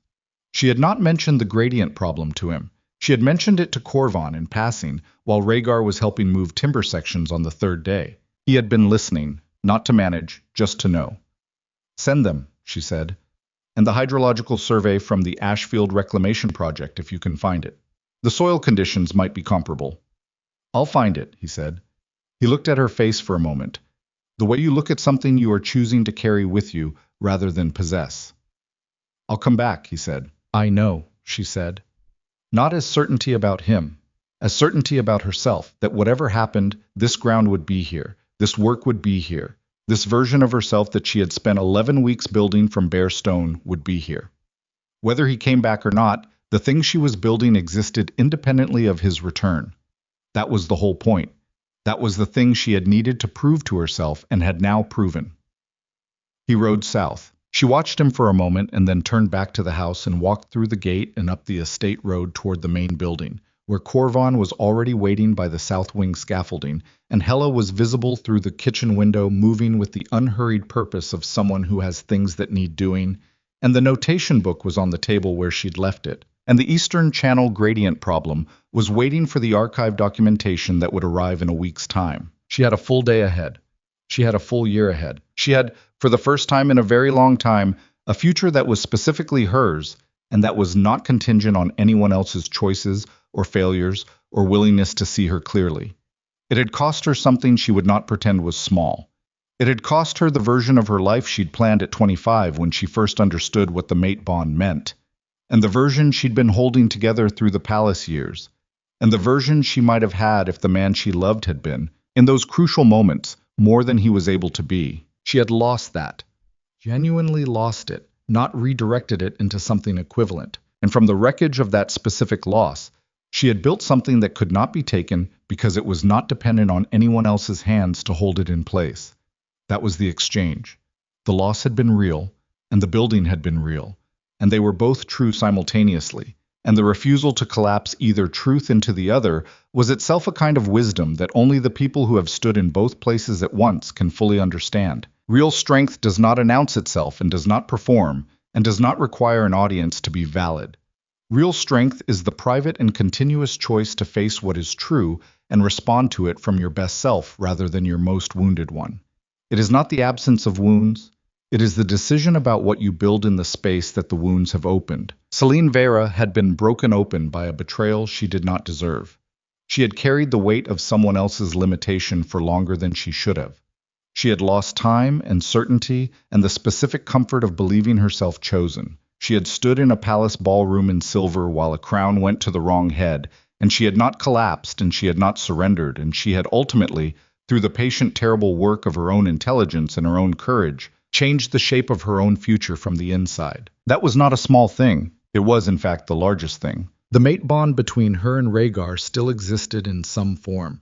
She could feel it on the 9th day when he rode south as a thread of something she could not fully name, different now than it had been in the palace, quieter and more honest, stripped of the urgency that had once felt like its defining quality. The urgency had been its wound, she understood now. The bond underneath the urgency was something steadier and less dramatic and more enduring. What it would become over the next year she did not know. She was learning to be comfortable with not knowing. This was, she thought, probably the most valuable thing the last 11 weeks had taught her. The willingness to build without the guarantee. To work without the promise of a specific outcome. To trust the ground under your own feet and the quality of your own hands and the truth of your own eyes, and to let the future arrive without predetermining its shape. She reached the main house. Corvin looked up from the scaffolding. "Morning. The south wall interior is ready for inspection if you want to see it before we close the section." "Give me 10 minutes," she said. She went inside and through the kitchen and up the stairs to the room at the top of the east wing that had the window looking north. The window with the new frame Corvan had fitted in the second week, the one that now closed properly and sealed out the highland wind that had been coming through the gap for 11 years. She stood at it and looked out at the Veyra lands in winter morning light, the hard granite ridges, the dark stone of the estate road winding through the valley, the smoke from the tenant houses in the distance, thin columns of it rising clean and straight into air that was still and cold and absolutely clear. The people are still here. That means the ground holds. She stood there for her 10 minutes. Then she turned away from the window and went to see about the south wall interior and the eastern channel gradient problem, and the 37 tenant families, and the bridge that still needed full replacement in the spring, and the water system, and her mother's garden, and all the continuous, unglamorous, necessary work of building something that would last. She had earned this ground. She intended to keep it, and that, not the ballroom, not the betrayal, not the night she'd dismantled a conspiracy while her heart was still bleeding from a different wound, not even the man who was riding south carrying the weight of who he was still becoming. That was the story that mattered, not the breaking, the building after, not the wound, the ground, not who she had been when someone else held the measure of her worth, but who she became when she finally, irrevocably, held it herself. The smoke rose from the Veyra gatehouse. The wolf above the arch looked south, the ground held.